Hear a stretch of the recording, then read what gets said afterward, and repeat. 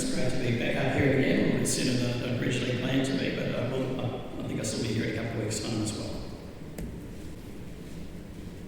Now, in my last message, we got up to part 3 of the series on Moses and the Exodus. And that message, we looked at the plagues of Egypt and the first part of the Exodus up to the miraculous crossing of the Red Sea. Now, today in part 4, I'll be covering the story of the Exodus from the Red Sea to their time at Mount Sinai. Now, let's look at the Exodus route as described in the biblical account and the various locations mentioned on the journey from Egypt to Mount Sinai. Now, the Israelites began their journey at Ramses in Goshen. Now, there were 3 campsites noted in the left column before they crossed the Red Sea. Now, the first of these was Succoth. Now, after Succoth, they went to Etham, and then they made a turn off the regular road before camping at the Red Sea there. Now, after they crossed the Red Sea, they travelled for 3 days in the wilderness of Shur, which is also called the wilderness of Etham in Numbers 33. Now, notice Etham is noted as being on the Egyptian side where they crossed the Red Sea, and the wilderness of Etham is just on the other side. So we see it on both sides as Etham. Now, the word Etham has a couple of possible generic meanings. One is that it means red, being very similar to Edom, and the other is at Tihama, which is Arabic for land sloping towards the sea. Now, 3 days after they crossed the Red Sea, they reached Mara, where there was bitter water, and then they went to the oasis of Elim, where there were 12 wells and 70 palm trees. Now, after Elim, they actually made another camp at the Red Sea, again according to Numbers 33, verse 10. Now, possible reasons for doing so, going to the Red Sea again, may have been to collect weapons that were washed up on the seashore, as mentioned in the account of Josephus. Now, Glenn Fritz suggests that only a small group of Israelites went to do this while the rest of the Israelites rested at Elim. Now, from there they went to the wilderness of Sin, and it was here that God first gave them quail and the miracle of manna, or bread from heaven. Now, in the wilderness of Sin, we're told that a month had passed by since they left Egypt. Now, this is the first time marker that we're given in the Bible after they left Egypt. So if the camps are evenly spread out, then the Red Sea crossing most likely occurred about 3 weeks after leaving Egypt. Now, 3 days later, they were at Mara, then they were at Elim, probably at the 4-week stage, and then 2 days later, or 30 days after leaving Egypt, they reached the wilderness of Sin. Now, if the crossing occurred at Waite on the Gulf of Aqaba, as we looked at last time, then it took close to 20 days to get there. Now, their average speed would have been about 15 miles or 25 kilometres per day. And if they're walking 10 hours a day, that would make for an average pace of about 1.5 miles or 2.5 kilometres an hour, which is basically a slow walking pace. Now, after the wilderness of Sin, there were 2 other campsites, Dophka and Alush, as mentioned in Numbers 33, although they're not mentioned in the Exodus account. Now, after those 2 campsites, the next place on the journey was Rephidim, where God split the rock of Horeb and water poured forth, as mentioned in Exodus 17. Now, later in that same chapter, they have to fight the Amalekites there at the same location there at Rephidim. And from there, they finally got to Mount Sinai. Now, at the start of Exodus 19, it says, in the 3rd month after the children of Israel had gone out of the land of Egypt. And the Exodus started halfway into the 1st month of the year called Abib or Nisan. Now, when it says the 3rd month, does it mean that it was the 3rd month of the year, or was it their 3rd month of travel, meaning they'd been travelling for at least 8 to 9 weeks? And personally, I think it's more likely to mean the 3rd month of the Hebrew calendar, which would have put it close to Pentecost. Now, the Jews traditionally believed the 10 Commandments were given on the Feast of Pentecost, which is between 7 and 8 weeks after Passover, depending on how far into the week-long Feast of Tabernacle and Bread that the Sunday for the wave sheaf occurs. And we pick up the story of the Exodus after the Red Sea crossing in Exodus 15, where we read, "So Moses brought Israel from the Red Sea. Then they went out into the wilderness of Shur. And they went 3 days in the wilderness and found no water.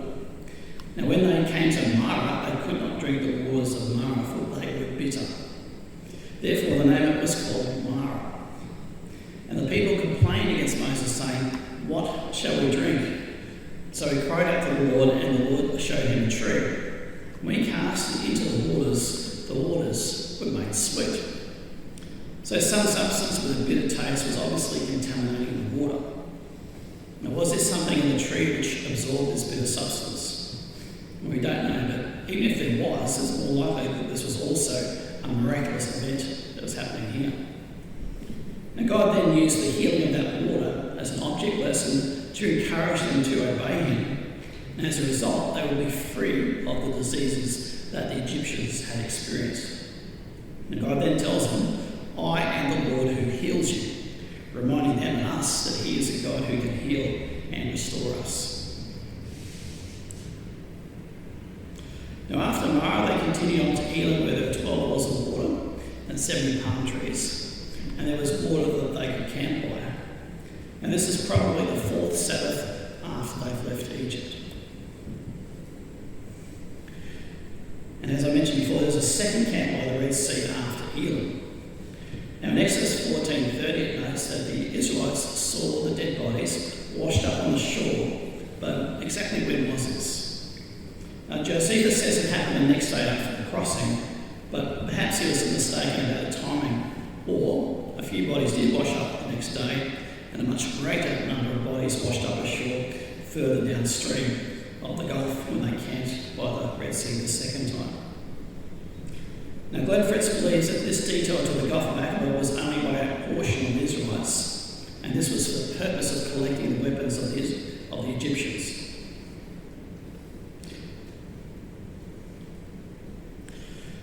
Now the highest mountain range in the land of Midian is the Jabal el-Lawz range. Now two of the most prominent peaks are Jabal el-Lawz and Jabal al-Maqla, a little further to its southeast. Now Jabal el-Lawz is the highest peak in this range. Now its name means the mountain of the almond, which is a relatively recent name for this mountain. Now as for whether this is a match for the biblical Mount Sinai, there is no prominent plain in front of it as required in the book of Exodus for all the Israelites to camp before, as required in that book. Now the third highest peak in the range is Jabal al-Maqla. Now on its top it has a blackened peak. Now many think this blackened peak was caused by God and the smoking fire of his presence on those mountains. But it should be noted that this black layer that forms over its peak granite is a feature of quite a number of mountains in this region. Now many who argue for this mountain to be Mount Sinai mistakenly refer to it as Jabal el-Lawz, the high peak further north. Now Jabal al-Maqla matches several key natural attributes for being the biblical Mount Sinai. And it's got an enormous large plain in front of it that could have allowed as many as 2 to 3 million Israelites to camp in front of it. And there's also a remnant of a major stream that used to formerly run through the plain. And it also has a nearby cave as required in the story of Elijah, who fled there centuries later. Now in this photo you can see the large plain in front of Jabal al-Maqla, which is a part of Waite al-Abayat.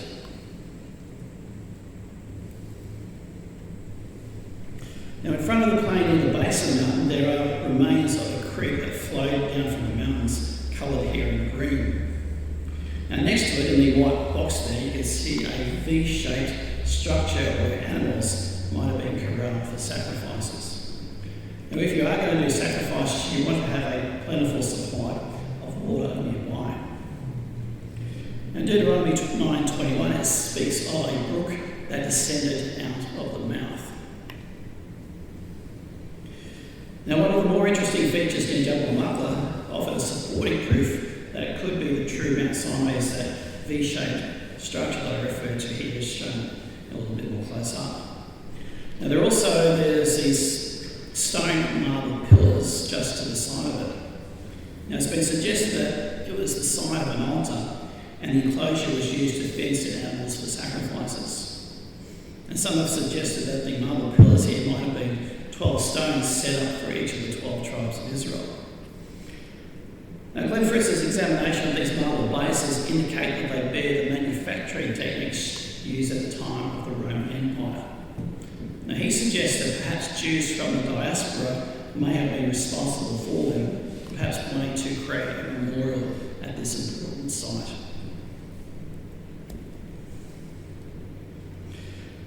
Now, on the lower of the two peaks of Jabal al-Maqla, there is this cave on the mountain which fits the story of Elijah's flight to Horeb, staying in a cave where God spoke to him in a still small voice. Now, if the Waite is the correct crossing site, there are a few possible ways they could get to Mount Sinai. Now, one would be to go north, then find a suitable wadi to ascend up the coastal mountains, and then go south. Now, going north is no candidate for Elim unless you ascend up the coastal range, and then it makes no sense to go back down to the Red Sea. Now, according to Glenn Fritz's information, the most direct route to Jabal al-Maqla, shown here in purple, is theoretically possible for a multitude to travel. However, it does not match the clues of the journey as well. There's no oasis candidate for Elim, and then there's no second Red Sea encampment. And while God could have taken that direct way, instead he chose a longer way. Now, this could have been for the purpose of testing the Israelites, and Josephus' account suggests that the collecting of the weapons was a possible second purpose for the second Red Sea encampment. Now, the route that Ron Waite favoured is shown here in brown.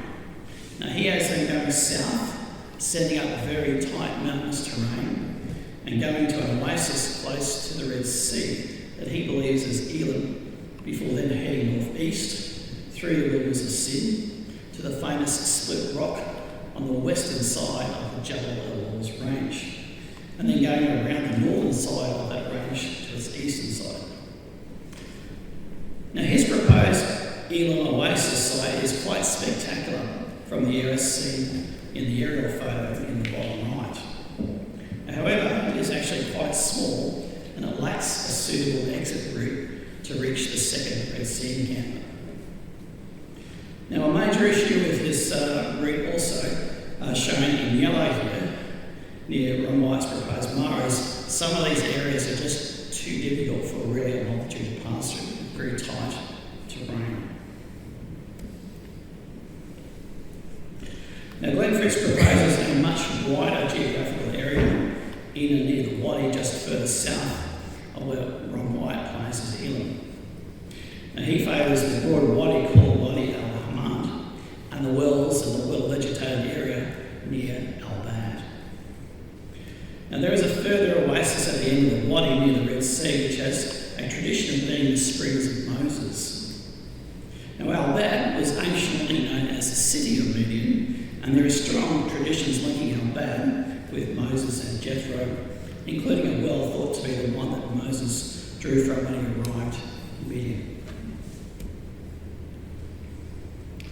Now, the main difference between Glenn Fritz's route and Ron Waite's route is the difference in distance they cover after they reach the wilderness of Sin.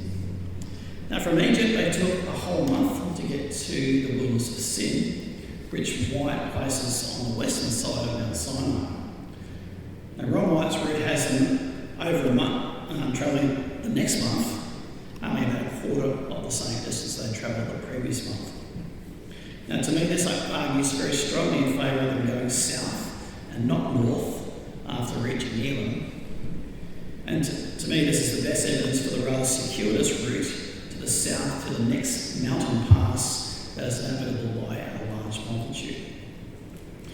Now, going that southern route would rule out the Israelites going by the way of the famous split rock on the western side of the Jabal al-Awwal's range. Now, after Elim, the Israelites' next camp was the wilderness of Sin. Now, notice that Exodus 16:1 says that they entered this region on the 15th day of the second month. Now, They left Egypt on the 15th day of the first month, so it was a whole month or 30 days later.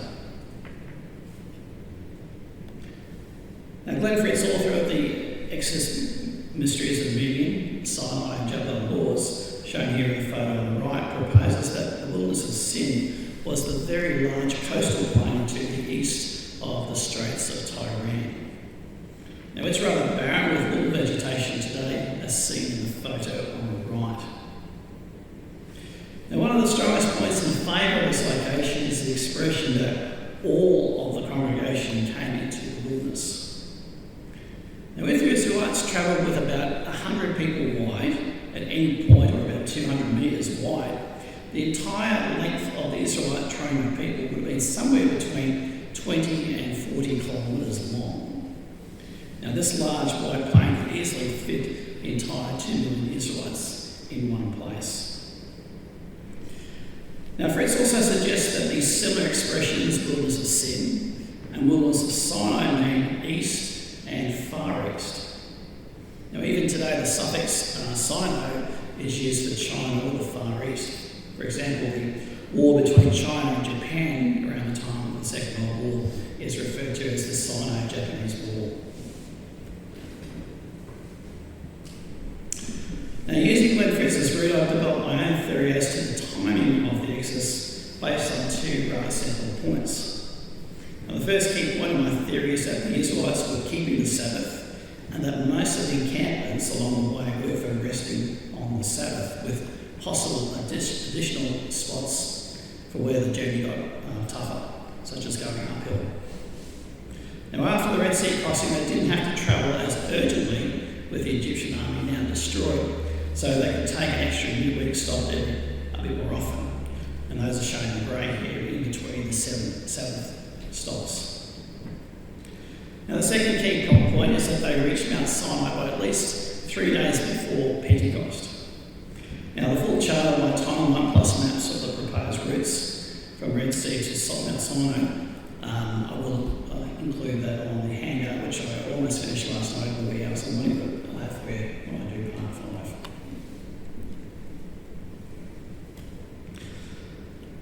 Now, when they reached the wilderness of Sin, the Israelites complained bitterly to Moses that they'd rather have died in Egypt than die in the wilderness from hunger, as they thought was about to happen. And that's despite all the miracles that God had done in front of their own eyes, such as the plagues, the Red Sea crossing only about 10 days earlier, the curing of the waters of Mara, not to mention the ever-present miracle of the pillar of cloud and the pillar of fire that went before them. So we see even here that great miracles don't guarantee faith, as the Israelites proved. Now, despite their weak unbelief, God had mercy on them, like we read in Psalm 103, verse 14. He knows our frame and remembers that we are but dust. So God then provided them both with quails in the evening and manna in the morning. Now, God possibly guided the migration of quails north for the summer to where they were. Now, during the day, the quails would work hard to cross over the Straits of Tyran, and once they reached landfall again, they would be quite tired and easy to pick up. Now, in verse 4, God said, "Behold, I will rain bread from heaven for you." Now, the next morning, God gave them a bread-like substance that fell from the sky. And they called it manna, meaning, "What is it?" as they weren't sure what it was. Now, God used it to test them as to whether they would keep His Sabbath or not. Now, it normally melted if kept for too long. And God gave them a double portion on the 6th day for them to collect, which did melt, and that would provide for them on the Sabbath, and then there would be none to collect on the Sabbath. Now, we're told that it had a sweet taste like wafers made with honey, and it was like coriander seed. And that God provided this manna for the full 40 years that they were in the wilderness. Now, there's a Syrian text that tells of a time that, and I quote, the heavens rain oil, the wadis, the waters, run with honey. Now, I would also record a time when there were streams of milk and streams of nectar. Now, under the heat of day the manna would melt. Now much of that would have actually melted in the rivers, and so the rivers became milky in appearance. And so naturally when the scouts returned to the people, they described it as a land that flowed with milk and honey. And it's also interesting in Joel 3 verse 18 that there is a millennial prophecy that speaks about hills flowing with milk. Now after the wilderness of sin, the Israelites then went to Rephidim where there was no water. And that's why God made water come out of the rock. And that rock is referred to as being in Horeb. Now they later left Rephidim and went to Mount Sinai. Now in Psalm 106:19 it says that they made the golden calf in Horeb. Horeb is also a name that was given to the mountain of God in the story of the burning bush in Exodus 3.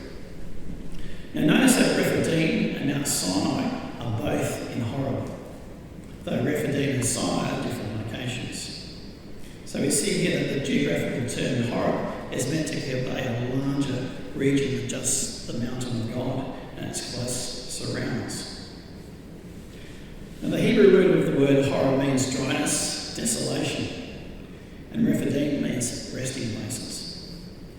Now Glenn Fritz believes that Horeb refers to that whole inland high plateau region to the east of the coastal plain of Midian.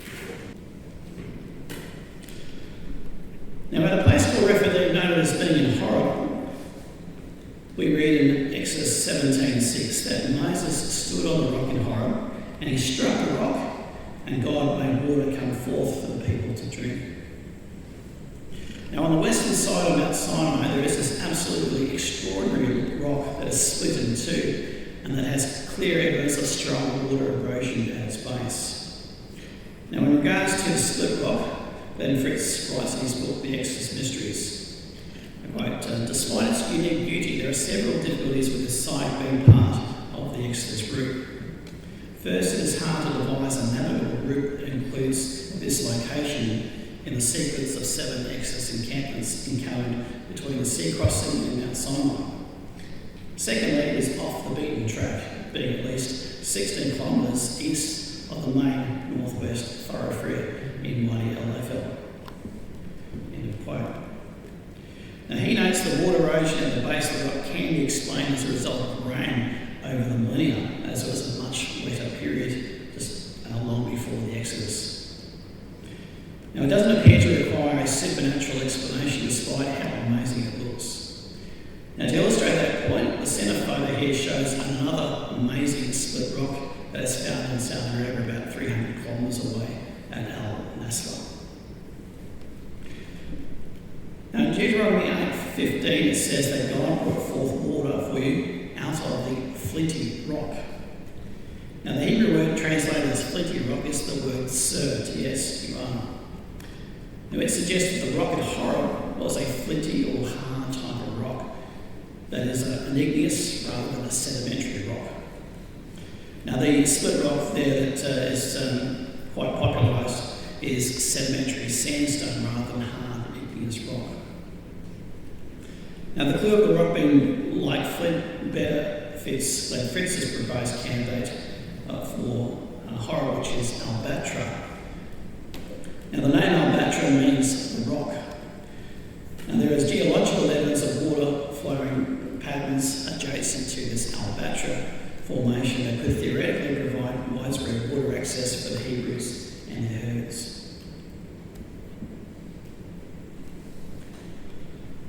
Now after the story of the water coming out of the rock at Horeb, we read the story of the attack on Israel by Amalek at Rephidim. Now Samuel later in 1 Samuel 15:2 spoke of Amalek ambushing Israel. Now when Israel counterattacked, Moses stood on a hill with the rod of God in his hand. Now in the account it says that when Moses held up his hand, Israel prevailed, and when he let it down, Amalek prevailed. But Moses' hands became heavy, so they took a stone and put it under him, and he sat on it. And Aaron and Hur supported his hands, one on one side and the other on the other side. And his hands were steady until the going down of the sun. So Joshua defeated Amalek and his people with the edge of the sword. Now, following their departure from Rephidim, if Glenn Fritz's route is correct, they traversed the relatively easy high plateau to the wilderness of Sinai and camped in the large plain on the eastern side of Jabal al-Maqla. Now, the distance of Glenn Fritz's route from Waite on the Red Sea to Mount Sinai is almost identical to the route he proposes from Egypt to Waite on the Red Sea at just over 270 miles or 435 kilometres. That's about the distance from Caboolture down to, say, Coffs Harbour, or about 5 hours drive by car. Now, at about 15 kilometres per day, that would take them about 4 weeks to walk. They walked about 10 hours per day at a slow walking pace. Now, in Exodus 18, we then read the story of Moses' father-in-law coming for a visit with Moses' wife Zipporah and their 2 sons, Gershom and Eliezer. Now, Jethro rejoiced in the wonderful news that God had freed the Israelites from slavery in Egypt, and then seeing how Moses was taking far too much himself to help and judge the people. So Jethro basically counselled him to delegate his work amongst some of the leading men.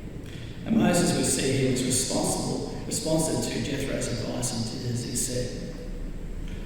Now notice here 4 key qualities that are needed of men who lead other people. They have to be 1, competent and able men. 2, fear God over men. 3, be men who are honest. And 4, men who hate covetousness. In other words, they're not in it for the money and won't take bribes.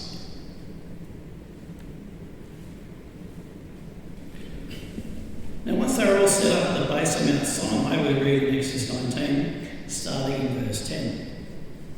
Then the Lord said to Moses, "Go to the people and consecrate them today and tomorrow, and let them wash their clothes, and let them be ready the 3rd day. For on the 3rd day the Lord will come down upon Mount Sinai in the sight of all the people. You shall set the balance for the people all around, saying, Take heed to yourselves that you do not go up to the mountain and touch its base. Whoever touches the mountain shall surely be put to death." And Moses brought the people out of the camp to meet with God, and they stood at the foot of the mountain. And Mount Sinai was completely in smoke because the Lord descended upon it in fire. Its smoke ascended like the smoke of a furnace, and the whole mountain quaked greatly. And when the blast of the trumpet sounded long and became louder and louder, and Moses spoke, and God answered him by voice, then the Lord came down upon Mount Sinai on the top of the mountain, and the Lord called Moses to the top of the mountain, and Moses went up. And God spoke all these words, saying, I am the Lord God who brought you out of the land of Egypt, out of the house of bondage. And then he proceeded to give them the 10 Commandments. Now imagine for a moment what this world would be like if everyone worshipped the true God and no other gods, kept his special time off the Sabbath, if everyone honoured their parents, if no one killed anyone else, if no one stole anything, if no one lied, and everyone told the truth, and if everyone was faithful to their husband or wife. Now that is the kind of world we would have if everyone obeyed the 10 Commandments. Now some of the more liberal theologians in mainstream Christianity would have us believe that the 10 Commandments are some kind of burden, that they're negative, and you're just being plain old legalistic if you insist on people keeping them today. Now God has just brought them out of bondage in Egypt. Is it logical that God would then give him a law that would put them back into bondage again? It just doesn't make sense. Now the Apostle John wrote the very opposite of that liberal view. He wrote in 1 John 5:3, "For this is the love of God, that we keep his commandments, and his commandments are not burdensome." Now after God gave the 10 Commandments, we read, "And all the people witnessed the thunderings, the lightning flashes, the sound of the trumpet, and the mountain burning. And when the people saw it, they trembled and stood far off. Then they said to Moses, 'You speak with us, and we will hear. But let not God speak with us, lest we die.' And Moses said to the people, "Do not fear, for God has come to test you, and that his fear may be before you, so you may not sin." So the people stood afar off, but Moses drew near the thick darkness where God was. Now, according to Hebrew tradition, all nations heard the roaring of the lawgiving told in Exodus 20. Now, according to the Babylonian Talmud, it writes, these words, meaning the Ten Commandments, were not heard by Israel alone, but by all the inhabitants of the earth. The divine voice divided itself into 70 tongues of men so that all might understand it. Now, also according to Hebrew tradition, the Ten Commandments were given on the day of Pentecost.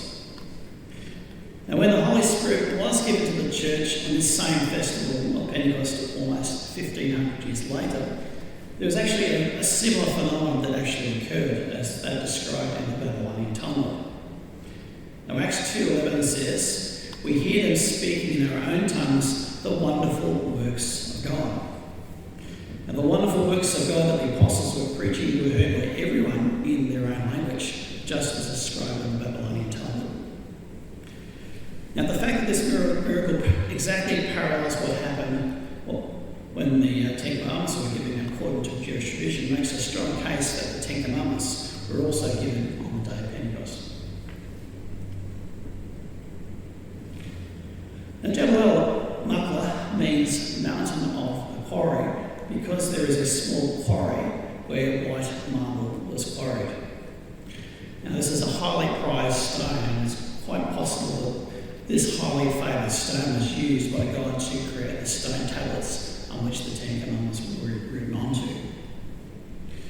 Now, after God had carved out the Ten Commandments, following his audible giving of them to the people, it says in Exodus 32 that Moses went down from the mountain, and the 2 tablets of the testimony were in his hand. The tablets were written on both sides. Now, the typical idea that most people have of what the Ten Commandments look like are the giant stone tablets, like you see Moses holding onto in the Ten Commandments movie. Now, it says here that they were in his hand, and because they were written on both sides, this indicates there was probably insufficient room to only be written on one side of them. So we see that the 2 tablets were probably much smaller than the mental image that most of us have of the tablets that the Ten Commandments were written onto. Now, remember that most cuneiform tablets of the time would normally fit into the palm of someone's hand. Now, from late in Exodus chapter 20 through to the end of Exodus 23, God gave a series of lesser laws that further expanded on the principles of the Ten Commandments. Now, the Ten Commandments give the broadest specific examples of how to obey God and show love to him and to our neighbours. Now, these were the Ten Commandments that God directly spoke to all of Israel. All of the later statutes were given to Moses, who then wrote them down. Now, the statutes found in Exodus through to Deuteronomy go further and expand on the Ten Commandments. Now, life is complex, and so God, in his love, gave Israel further detail and specifics as to how to show love for him and others through the statutes and a selection of judgments. Now, statutes are secondary laws that are made by lawmakers. Now, judgments, on the other hand, refer to judicial decisions made by a judge such as God. Now, judgments can be punishments for breaking existing laws, or they can also be laws that tell us how to best apply the principles of other commands. A common mainstream Christian view of the Old Testament, including the Ten Commandments, is that with the end of the Old Covenant after the death of Jesus, the Old Testament laws were done away with, as they didn't exist until they were given at Mount Sinai. And this idea that they didn't exist before Mount Sinai is easily disproven in the Bible. Now, we're told in Genesis 26:5 that Abraham kept the commandments, statutes, and laws of the eternal. Now, how could Abraham keep something that was not yet given? Now, additional statutes, no doubt, were given at Mount Sinai, but there was already a sizable body of law that Abraham was familiar with, including the Ten Commandments. Now, a couple of chapters earlier than when the Ten Commandments are given, in chapter 18, it says that Moses told Jethro, "I make known the statutes of God and his laws." Now, of the Ten Commandments, 8 of them begin with "thou shalt not." And this has led to the idea that the Ten Commandments are negative and restrictive.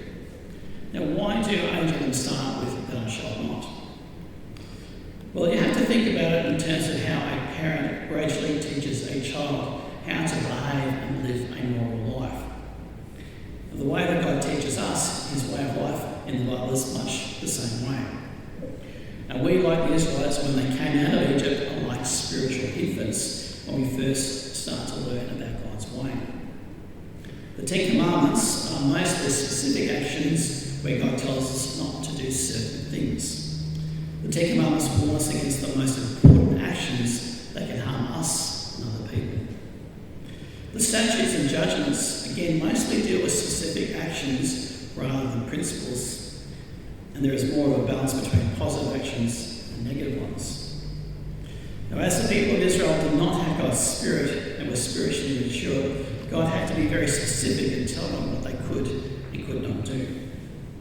Now, when we get to the New Testament, most of the new teaching introduced about God's way of life focuses on attitudes like the fruits of God's Spirit and the principles behind the laws of God. Now, some laws or judgments may be temporary in nature. And the Apostle Paul in Hebrews 9 spoke of laws such as sacrifices, food and drink offerings, and washings, which were temporary. Now, the holy days that God gave to Israel are not included in that listing.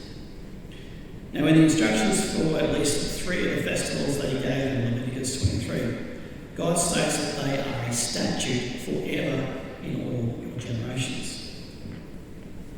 Now, Israel was a civic nation and could administer national laws with judges rendering sentences and carrying out justice. Now, we do not have that today. And we in the church are a congregation, but not a civil government. So only those laws that don't require civil government and justice courts apply to us today.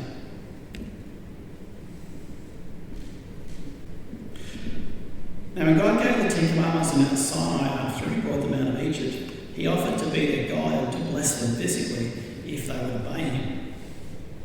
Now, the physical blessings of material abundance, good health and prosperity, God offered them and discussed in the first half of Leviticus 26, as well as Deuteronomy 28. Now, these blessings were conditional upon their obedience to the laws and statutes. Now, those chapters are full of the word "if." If you obey me, you'll have these blessings.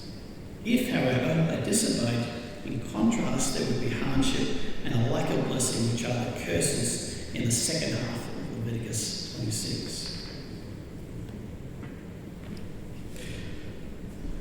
Now, after the Ten Commandments and a significant portion of the statutes were given to Moses in Exodus 24, we read, "And the people responded by saying, 'All that the Lord has said, we will do, and be obedient.'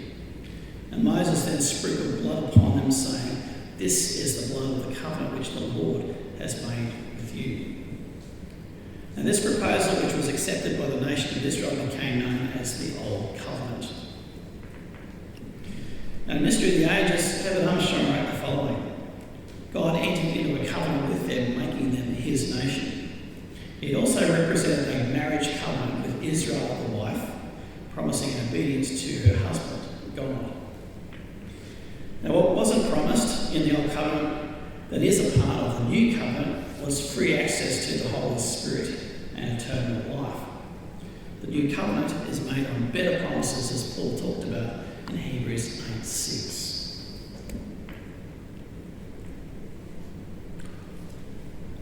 Now, in Exodus 19, verses 5 and 6, we read, "If you will indeed obey my voice and keep my covenant, then you shall be a special treasure to me above all people, for all the earth is mine, and you shall be to me a kingdom of priests and a holy nation." Now, in Deuteronomy 4, verses 6 to 8, God also said, "Therefore be careful to observe them, for this is your wisdom and your understanding in the sight of the peoples. You will hear all these statutes and say, surely this great nation is a wise and understanding people. For what great nation is there that has God so near to it, as the Lord our God is to us, for whatever reason we may call upon him? And what great nation is there that has such statutes and righteous judgments as are in all this law which I set before you this day? Now God wanted his people to be a light on a hill to draw and attract the Gentiles to him, rather than creating an exclusive religious system just for Israel that the Gentiles could not be a part of. Now God wanted a free, obedient and happy people, free of the many burdens that governments put on people today. Other peoples would look at them thinking, how can we be free from the burdens that our governments put on us? And from that could spread the idea, hey, let's worship Israel's God. Let Israel's God be our king. Now God's purpose for Israel is that the whole world would be blessed through the descendants of Jacob as they follow God's laws and be a good example for the rest of the nations around them.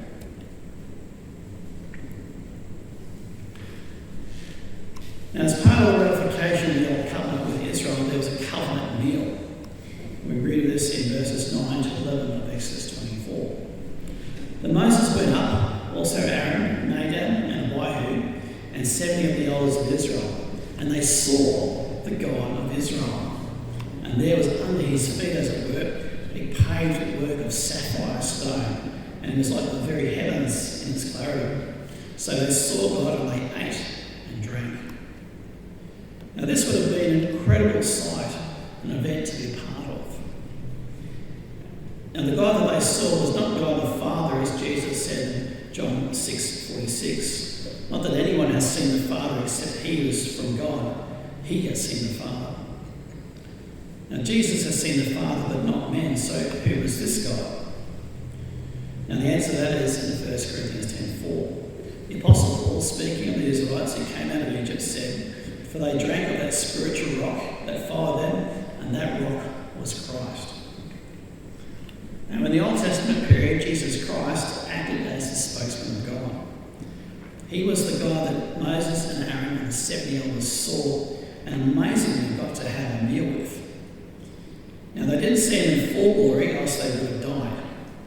Now he manifested as a human, but with some additional glory, such as the pavement of sapphire stone, with incredible clarity and transparency that was under his feet. You can imagine it being a little bit like someone rolling out the red carpet, gala event like the Oscars. What an amazing experience this must have been. Now after that meal we read, then the Lord said to Moses, come up to me on the mountain and be there, and I will give you tablets of stone, and the law and commandments which I have written, that you may teach them. So Moses arose with his assistant Joshua, and Moses went up to the mountain of God. The sight of the glory of the Lord was like a consuming fire on the top of the mountain in the eyes of the children of Israel. So Moses went into the midst of the cloud and went up into the mountain, and Moses was on the mountain 40 days and 40 nights. Now God had spoken the 10 Commandments, and now he was going to give Moses those commandments carved onto stone. Now Moses went up with his assistant Joshua.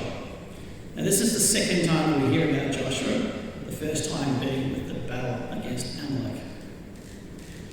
Now Moses goes up to the mountain for 40 days and 40 nights. Now after the great sin of the people with the golden calf, he would go up a second time for another 40 days and 40 nights. And that second time he would be fasting all that time in response to the people's sin. Now the next chapters of the book of the Exodus deal with the instructions for building the tabernacle, the Ark of the Covenant, the altars, and the other items that were in the tabernacle, plus the garments of the priests. Now it didn't take long for Israel to break the second commandment when Moses went up to the mountain for 40 days and 40 nights. Now in their impatience, they coerced Aaron to make a god to go before them. Now they wanted a form they could see and allow them to feel connected with a God, or the God, that could take them into the promised land. Now the people said, "This is your God, O Israel, that brought you out of the land of Egypt." Now they saw the idol as a representative of the true God, the God that brought them out of Egypt, and celebrated their own feast to the Lord. Now God, however, did not see it that way. In verse 8, God said, "They have turned aside quickly out of the way which I commanded them. They have made themselves a golden calf and worshipped it and sacrificed to it." Now notice he says they have worshipped it, not me. Now later in history we read how Jeroboam repeated the same sin when the northern kingdom of Israel split off from Judah. In fact, he even used the very same line when he set up 2 golden calves in Dan and Bethel, saying, "Behold the Elohim of Israel, which brought you up from the land of Egypt." Now when God saw the great sin of the Israelites with the golden calf, the Lord said to Moses, "I have seen this people, and indeed it is a stiff-necked people. Now therefore leave me alone, that my wrath may consume hot against them, and I may consume them, and I will make out of you a great nation." Then Moses pleaded with the Lord his God and said, "Lord, why does your wrath burn hot against your people whom you have brought out of the land of Egypt with great power and with a mighty hand? Why should the Egyptians speak and say, 'He brought them out to harm them, to kill them in the mountains, and to consume them from the face of the earth'? Turn from your fierce wrath and relent from this harm to your people. Remember Abraham, Isaac, and Israel, your servants, to whom you swore by your own self, and said to them, 'I will multiply your descendants as the stars of heaven, and all this land that I have spoken of I will give to your descendants, and they shall inherit it forever.'" Now God tells Moses, "Leave me alone, that I may consume them, and I will make of you a great nation." Now if you were in Moses' position, would you get out of God's way if he said that to you? Now this is an incredibly courageous and selfless act on God's part, to intercede for the people when God is just so angry, and rightfully so. Now not only did he show incredible concern for the people, he presented God with a very clever and persuasive argument. And it was so persuasive that God actually changed his mind and relented from the harm that he was about to do. Now this brings us to the 5th lesson that we can learn from the life of Moses. Intercede for others with the deep concern that Moses had for Israel. Now near the end of Exodus 32 and verses 31 and 32, Moses said, "Oh, these people have committed a great sin and have made for themselves a golden gold. Yet now, if you will not forgive their sin, but if not, I pray, blot me out of your book which you have written." Now this is extraordinary selflessness, to be willing to give up your own chance at salvation and eternal life for God to forgive these sinners. Now how much of our prayer time is just focused on our needs compared to praying for the needs of others? Now we need to have the same deep love and concern for others that Moses showed here. Now after interceding for the people the first time, Moses goes down to see what's happening with his own eyes. We read here, "So it was, as soon as he came near the camp, that he saw the calf and the dancing. So Moses' anger became hot, and he cast the tablets out of his hands and broke them at the foot of the mountain. Then he took the calf which they had made, burnt it in the fire, and ground it to powder. And he scattered it on the water and made the children of Israel to drink it. Now when Moses saw that the people were unrestrained, Moses stood in the entrance of the camp and said, 'Whoever is on the Lord's side, come to me.' And all the sons of Levi gathered themselves together to him. And he said to them, 'Thus says the Lord God of Israel, that every man put his sword on his side and go in and out from entrance to entrance throughout the camp, and let every man kill his brother, every man his companion, and every man his neighbour.' So the sons of Levi did according to the word of Moses, and about 3,000 men of the people fell that day." Now the Levites from Moses' own tribe stood up with him and executed God's judgment on those who continued not only with the adultery, but probably harlotry went along with it. And it says that some 3,000 people were killed in the process. Now, maybe it's a coincidence, maybe it's not, but that was the same number of people who were also baptised on the day of Pentecost. Now in Exodus 34 verse 1, the Lord said to Moses, "Cut 2 stubs of stone, like the first ones, and I will write on these tablets the words that were on the first tablets which you broke." And because Moses broke the first copy of the Ten Commandments, he had to do the hard, laborious work of cutting out 2 new tablets, and then God would then make another copy for him.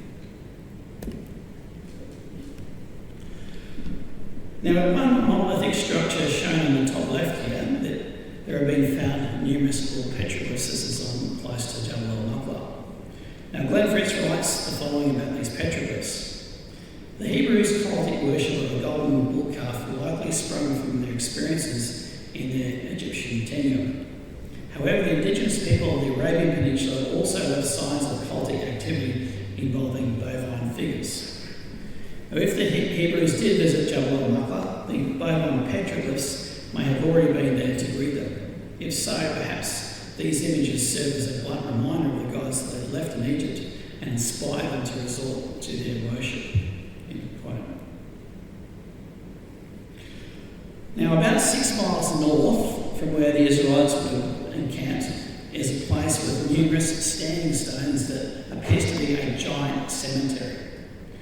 Now, Glenn Fritz, in his book on the Exodus Mysteries, writes, "Of the sites presented in this chapter, the cemetery site holds the most intrigue relative to the Exodus.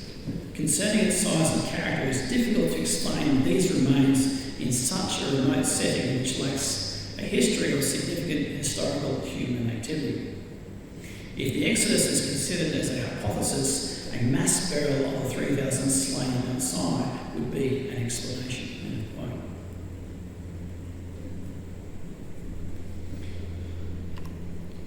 Now in Exodus 33, God says, "I will send my angel before you.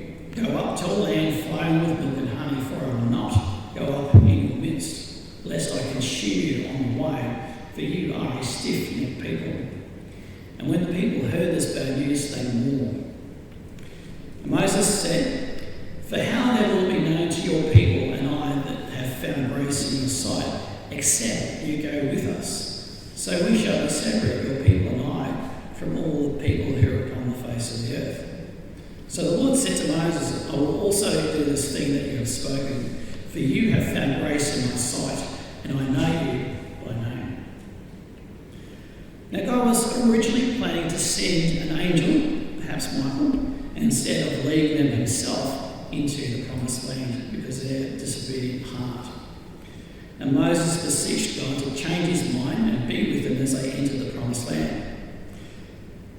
And once again, Moses is able to persuade God to change his mind. Now this brings us to the 6th lesson that we can learn from the life of Moses. God does sometimes change his mind, so we should be bold in our prayers and put forth a persuasive argument with our requests to him. Now often there are several options as to how things can play out. As they say, there's so many ways to skin a cat. Now God is always willing to hear us argue for a different course with the things that we pray about and change his preferred option to our preferred option if we can put forth a persuasive argument. Now, another example of this happening in Israel's history is Hezekiah's prayer not to die so soon, where God also changed his mind. Now, in verse 11 here, Exodus 33, we read, "So the Lord spoke to Moses face to face as a man speaks to his friend." And that kind of shows the sort of intimate friendship that was there between God and Moses. Now God manifested himself to look like a man that could be seen with human eyes when he conveyed a lot of his instructions to Moses and spoke with him face to face. Now Moses here then asked to see him not in a manifested human-looking form, but as he really looks like in full blazing glory. Now God said to Moses, "You cannot see my face, for no man shall see me and live." And the Lord said, "Here is a place by me, and you shall stand on the rock. So it shall be while my glory passes by, I'll put you in the cleft of the rock, and I'll cover you with my hand while I pass by. And I'll take away my hand, and you shall see my back, but my face shall not be seen." Now notice that God didn't tell Moses that I can't show you how I look in my full glory as I have got no shape. Instead, God says that if you see me in my full glory, from on you will die from the power and the brightness, but it should be okay for you at least to see my back in my full glorified appearance. So we can see here that God having a back and other features is not just figurative language, but is quite literal. Now Moses then went up to the mountain for another 40 days and 40 nights. And this time he fasted the whole time for the sin of the Israelites. Now no doubt he was sustained physically in God's presence, as one can only go 10 days without water at most before dying of thirst. Now after spending all that time in God's presence, his face was then glowing and shining without realising it. Now when the people feared to come near him, he chose to put a veil over his face whenever he was near them. Now the last few chapters of the book of Exodus deal with the building of the tabernacle, the Ark of the Covenant, and the various items that went into the tabernacle. Now at this point in the story, if you're watching the Ten Commandments movie, the movie's been going on for about 3.5 hours, and we're all getting very sleepy. Now in those 3.5 plus hours, Cecil B. DeMille took the story up to the golden calf, with Moses getting angry and breaking the tablets. And he then jumps ahead to the very end of the Exodus story, with Moses on Mount Nebo watching the Israelites head across to the Jordan. Now there's still quite a lot to the rest of the story of the Exodus, and much of that story is much lesser known than what we've covered up to so far. And we'll cover those lesser known events of the back part of the Exodus journey in the next part of lessons from Moses and the Exodus. And I hope to complete this series then. That should be hopefully about 2 weeks' time. So thanks for your attention.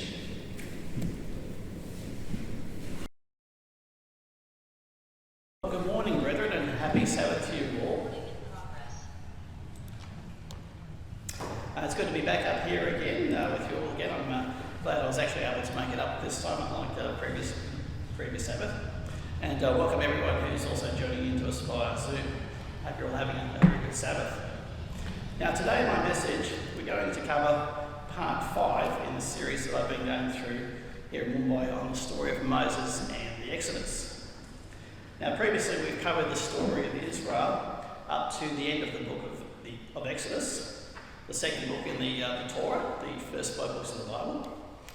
Now today in part 5 we'll be covering the remainder of the Israelites' time at Mount Sinai, where they were actually based for 11 months. Now we'll mostly be looking at the tabernacle and the laws and statutes in the book of Leviticus and the early part of the book of Numbers. Now for those who are zooming in today, who wouldn't have seen any of the previous 4 messages in this series, those are all actually up on the UCG Fellowship site if you want to review those. Now Moses was one of the greatest leaders in the Bible who, with the help and power of God, led Israel out of Egypt. Now Cecil B. DeMille in his epic movie, The Ten Commandments, that movie goes for about 5 hours, and he took the story of the Exodus up to the golden calf incident and Moses getting angry and breaking the tablets, and that's where we're basically up to in this series. Now at that point, if you're watching that movie, it's gone for over 3.5 hours and we're all getting very sleepy. And so Cecil B. DeMille then suddenly jumps forward to very much to the end of the story with Moses at Mount Nebo watching the Israelites head across the Jordan.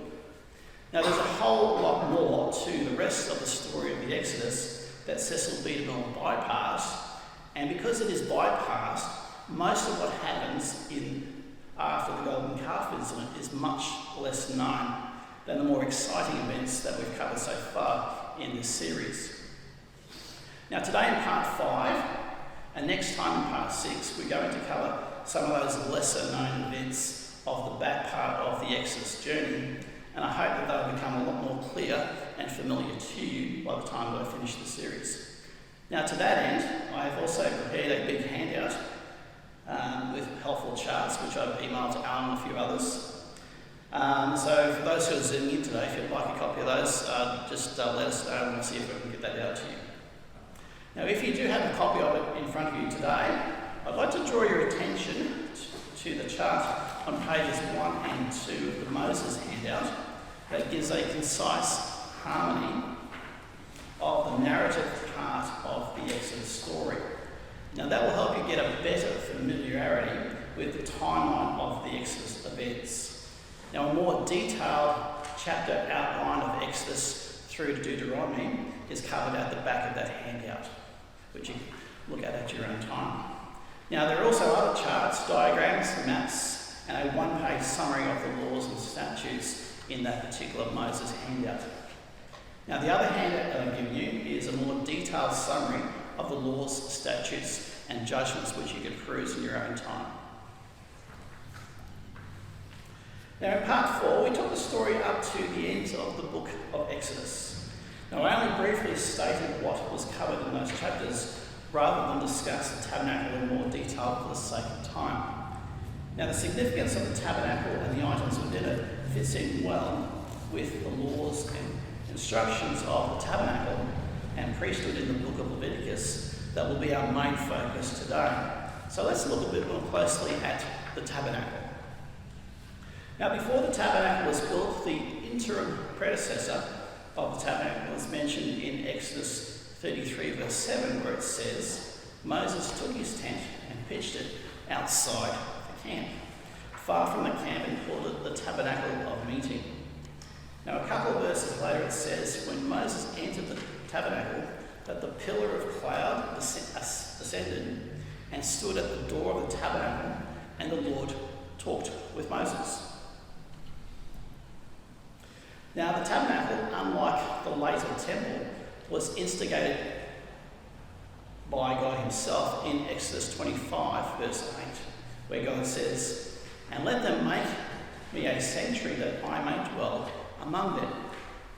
Now, God wanted to dwell amongst them just as any father wants to be with and spend time with his children. Now, of course, that relationship got strained a few chapters later when they made a golden calf to worship. But thanks to Moses' intercession, God continued to dwell amongst his people for the rest of the Exodus journey. Now, the court of the tabernacle, with its white linen curtain fence, was 100 cubits long and 50 cubits wide, which is about 45 metres by 22 metres, or 150 feet by 75 feet on the old scale. Or to put it another way, it was 2 cricket pitches long and 1 cricket pitch wide. Now, the photos on the right here are of a modern replica that you can visit today down near Timnah, close to the Gulf of Aqaba. Now, in fact, I'll actually be visiting this place in a couple of months' time when I tour Israel for about a month with some friends. Now, in the courtyard was the bronze altar, which had bronze bull horns on each corner, and was where the burnt offerings were burnt and the peace offerings were cooked. Now, the bronze laver, which was used for washing, was close to that particular altar. Now, in the back half of the tabernacle courtyard, when entering from the east, was a tent that was divided into 2 compartments. Now, the tent of the tabernacle was 30 cubits long, and 10 cubits wide, and 10 cubits high. Now, that's just under 15 metres long and just short of 5 metres high and wide. Now, much of it was beautifully decorated with gold and other decorative elements, such as the veil that was coloured blue, purple and scarlet with golden cherubim. Now, the first compartment could only be entered into by the priests and was called the holy place. Now, the back third of that tent was 10 cubits high, 10 cubits wide and 10 cubits long. And it was called the most holy place, or the Holy of Holies. And it was where the Ark of the Covenant was placed and could only be entered once a year on the Day of Atonement by the high priest. Now in the holy place there were 3 items. There was another altar that was used not for burning animals but for burning incense, and it was called the altar of incense. Now incense symbolises the prayers of the saints. Now burning incense was what John the Baptist's father was doing at the time when an angel appeared to him and told him that he would have a son. Now the next item in the holy place was the golden menorah, which symbolises Jesus as the light of the world. Now the third item was the table of showbread, where 12 loaves of bread were placed, one for each tribe, symbolising God's provision for his people and Jesus as the bread of life. Now inside the most holy place of the Holy of Holies was where the Ark of the Covenant was, where the 10 Commandments was placed. Now inside it was also placed the rod of Aaron that budded miraculously and a pot of manna. Now it was made of acacia wood and plated with pure gold.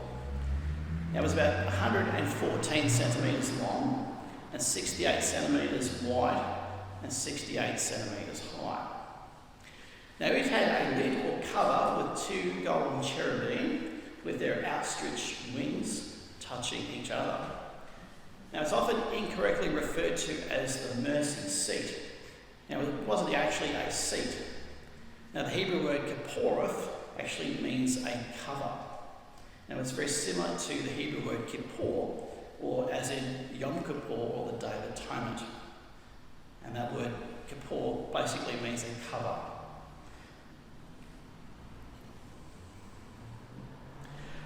Now in Genesis 2 verse 8 says, God planted a garden in the east, in a place named Eden. Now in the story of the Garden of Eden we can recognise 3 divisions within Eden. There was the land called Eden, and within that land of Eden God placed a garden, and in the midst of that garden was where God planted 2 trees, the tree of life and the tree of the knowledge of good and evil. Now initially Adam and Eve had access to both the garden and the midst of the garden where the 2 trees were. Now while they could eat one of them, all the other trees in the garden plus the tree of the knowledge of good and evil was forbidden. Now when they broke that command, they were cast out of the garden, but they were still within the land of Eden.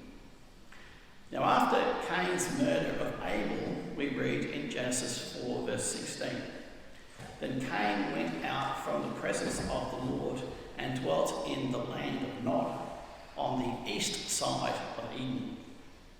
So we see these various degrees of separation from God because of different sins. Now the language that God uses here when talking with Cain in Genesis 4:7 is quite interesting as well. Now God says to him, if he didn't control his behaviour properly, then sin lies at the door.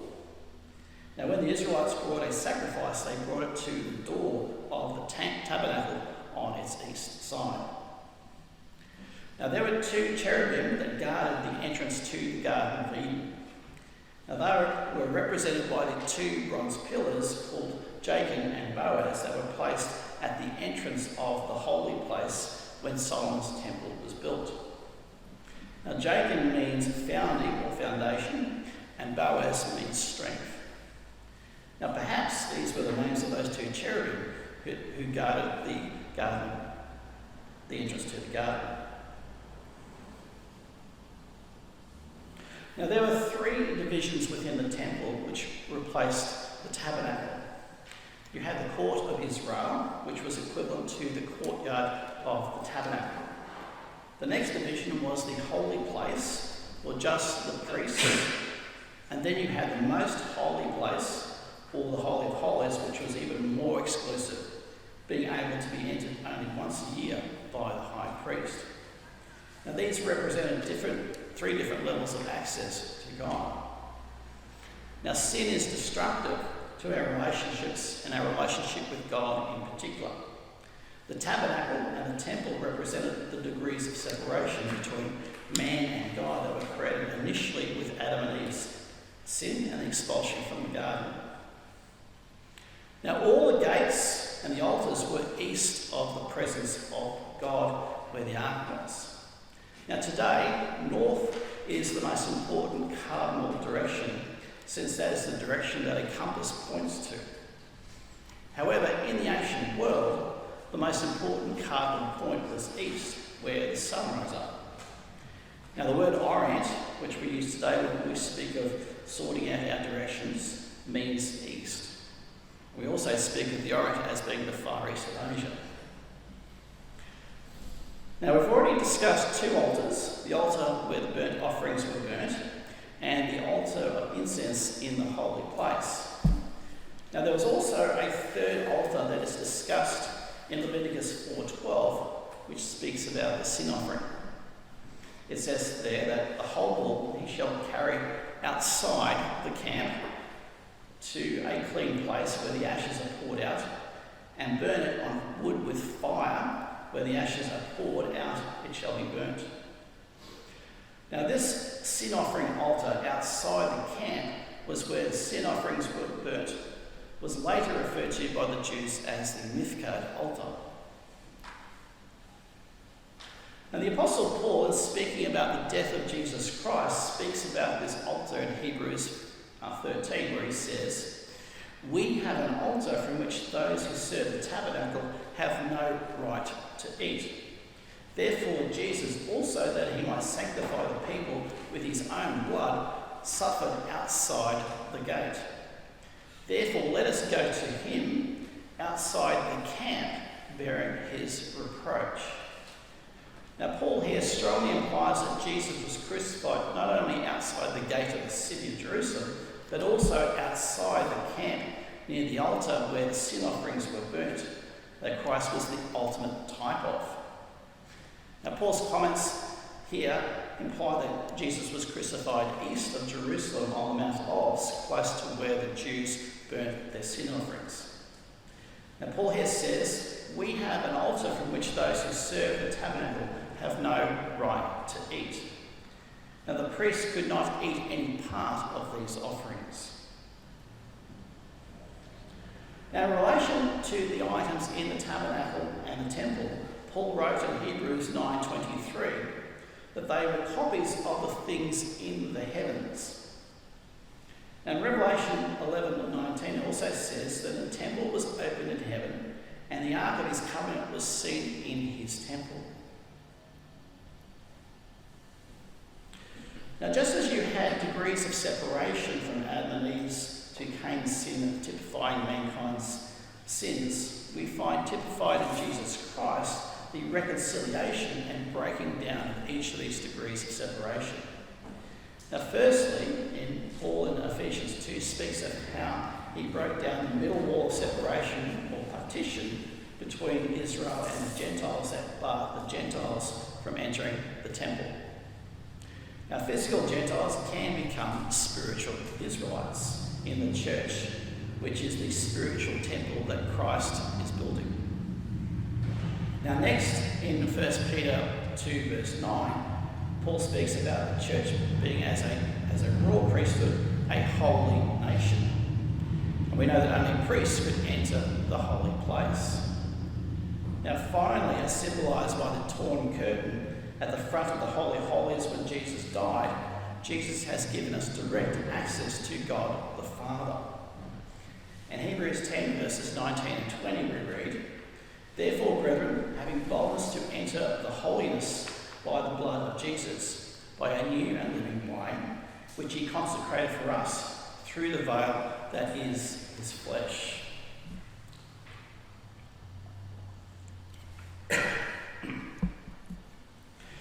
Now the book of Leviticus is the next book of Moses after the book of Exodus. Now the Talmud refers to the book as the Law of the Priests. Now our English title comes via the Greek translation known as the Septuagint, which called it a word meaning that which pertains to the Levites. Now, the preface in the book of Leviticus in the Thomas Nelson printing of the Bible says the following about Leviticus.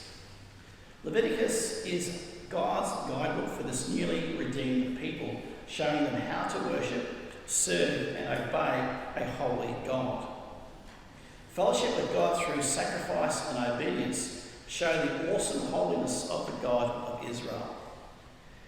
Then they quote a verse that sums up the whole book, Leviticus 19:2, which says, "You shall be holy, for the Lord your God is holy."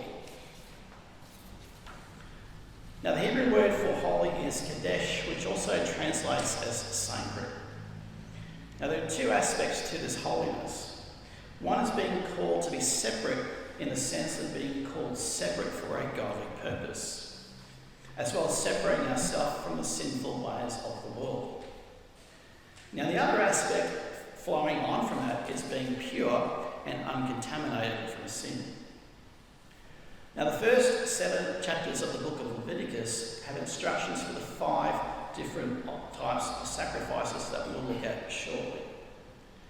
Now, most chapters of the book of Leviticus have instructions and laws, beginning first of all with laws for the priesthood, and then broadening out to other laws for all the people of Israel. Now, if you notice in the chart with the harmony of the Exodus story on your handout, the only entry I have from Leviticus that's on that harmony is chapters 8 through to 10, where Aaron and his priests are consecrated as priests, and the death of 2 of his sons, for an act that was against God's instruction. So most of this book is laws and statutes, so not too much related to the actual Exodus journey itself.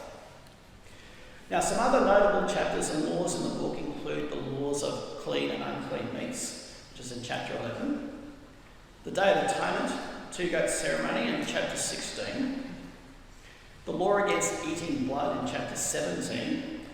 Now, God there says that the life of the flesh is in the blood. Now, today we know that oxygen and nutrients for the body flow through the blood, so that's an accurate statement. Now, in chapter 18, we have laws against all sorts of improper sexual and marital relationships. Leviticus 19 verse 18 contains a law about loving your neighbour as yourself. So that's definitely not just in the New Testament. Now, Leviticus 23, amongst those of us in the Church of God, is our usual go-to chapter outlining each of the 7 festivals that he gave to Israel. Now, Leviticus 25 is where we find the law about the Sabbath year and also the Jubilee year. And Leviticus 26 is often referred to as the blessings and cursings chapter. So that's just a quick outline of some of the high points. Now, there are 5 types of offerings that were offered in the tabernacle that are described in the first 7 chapters of Leviticus. Now, the first 3 were voluntary sacrifices: the burnt offering, the grain offering, and the peace offering. Now, the sin offering and the trespass offering were made in the case of certain sins were obligatory. Now, all apart from the grain offering involved the slaughter and sacrifice of an animal. Now, the Life Application Bible commentary on this says the following: animal sacrifice seems obsolete and repulsive to many people today, but animal sacrifices were practiced in many cultures of the Middle East. And God used the form of sacrifice to teach his people about faith. Now, sin needed to be taken seriously. When people saw the sacrificial animals being killed, they were sensitised to the importance of their sin and guilt. Our culture's casual attitude towards sin ignores the cost of sin and the need for repentance and restoration. The ceremonies and rituals were the best way for the Israelites to focus their lives on God. End of quote. Now, the first sacrifice mentioned, the burnt sacrifice, represented complete dedication and surrender to God. The animal would be an unblemished male, and symbolically bear the sins in place of the one who offered the animal up for sacrifice. Now, after the blood was sprinkled on the altar, the animal was completely burnt up, and none of it was roasted for eating. Now, the grain offering, which accompanied all burnt offerings, was a gift of thanks to God. It reminded the people that their food came from God, and that they therefore owed their lives to him. The absence of yeast symbolises the absence of sin, and the oil symbolised God's presence. Now, part of the grain offering was burnt on the altar as a gift to God, and the rest of it was eaten by the priests.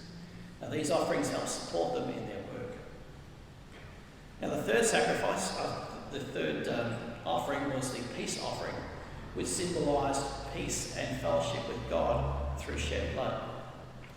Now, after some meat was ceremonially waved and given to the priests, worshippers and the guests could share in the feast as a meal with God. And obviously this was a pretty popular offering. Now, sin offerings and trespass or guilt offerings focused on paying for sin. The sin offerings atoned for sins against God. The trespass or guilt offerings addressed sins against others and included paying damages with interest. Now, in Leviticus 8 and 9, we read about the consecration of Aaron and his 4 sons. Now, here are a couple of photos showing what the high priest and the other priest's garments look like. Now, in addition to the long white robe, the high priest also wore an ephod over the top of the robe that was predominantly blue. Now, on the shoulder pieces were 2 onyx stones on which were engraved the names of the 12 tribes of Israel. Now, attached to the ephod by chains of pure gold was a breastplate containing 12 precious stones in 4 rows. Now, tucked in behind the stones of the breastplate were the Urim and the Thummim, by which the priest could inquire directly from God. Now, according to the International Standard Bible Encyclopedia, it says here that the view most commonly held today is that the Urim and Thummim were 2 sacred lots, one indicating an affirmative or favourable answer, the other a negative or unfavourable answer. Now, the chief support of this view is found not in the Masoretic text, but in the reconstruction by Wellhausen and Driver of 1 Samuel 14:41 on the basis of the Septuagint. If this fault be me, or in Jonathan my son, give Urim, and if it be my people Israel, give Thummim. End of quote. Now, at the end of the consecration, we read in Leviticus 9:23 and 24, and Moses and Aaron went into the tabernacle meeting and came out and blessed the people. Then the glory of the Lord appeared to all the people, and fire came out from before the Lord and consumed the burnt offering and the fat on the altar. When all the people saw it, they shouted and fell on their faces. Now, Aaron and his family, who became the priesthood family, were only one family amongst the Levites. Now, Levi had 3 sons, Gershon, Kohath, and Merari. Now, each of these families were given duties to support the priesthood, the physical assistance needed in the running of the tabernacle, as well as supporting the work of teaching the nation about the laws, statutes, and judgments. Now, their duties are mentioned in Numbers 3 and 4. And they also help carry the objects of the tabernacle when they are on the move during the Exodus. Now, as shown in the 2 illustrations here, the Ark of the Covenant was to be cloaked by a beautiful blue covering when they were on the move. Now, between the blue ephod of the high priest, the blue sapphire under God's feet when the 70 elders dined with him, and this covering for the ark, you get the impression that blue is a particularly favourite colour of God's. Now, in Numbers 18, 20 and 21 we read, "And the Lord spoke to Aaron, you shall have no inheritance in the land, nor shall you have any portion among them. I am your portion and your inheritance amongst the children of Israel. Behold, I have given the children of Levi all the tithes in Israel as an inheritance in return for the work which they performed, the work of the tabernacle of meeting. So we see here that they weren't to be given any land inheritance. Now the Israelites were to give a tenth or tithe of their earnings in produce and any other earnings to the tribe of Levi to provide for their needs as they served the tabernacle and taught the Israelites God's laws. The Levites not getting a land inheritance seemed to be God's way of providing a check and balance, as if they had both the tithes and a land inheritance that could have led to an improper concentration of power. Now in Hebrews 7, Paul spoke about a change of the law of the tithe. Now our Church of God interpretation of what Paul wrote is that the change was about who in the New Testament era was to receive that tithe, and that Paul spoke of the church now receiving the tithe instead of the Levites. Now Numbers 35 tells us that the Levites were to be given 4 cities each in each of the 12 tribal inheritance, or 48 cities in total. Now in the midst of each tribe they were to teach God's law to the people. Now I mentioned in part 2 that Aaron's wife, Elishama, was from the tribe of Judah.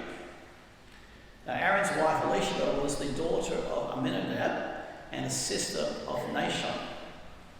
Now Amminadab and Nahshon actually later appear in the genealogy of Jesus Christ in the Gospels.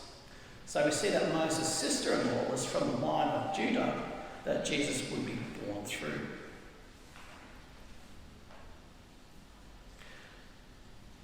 Now in Leviticus 10 we read what happened shortly after the consecration of the priests.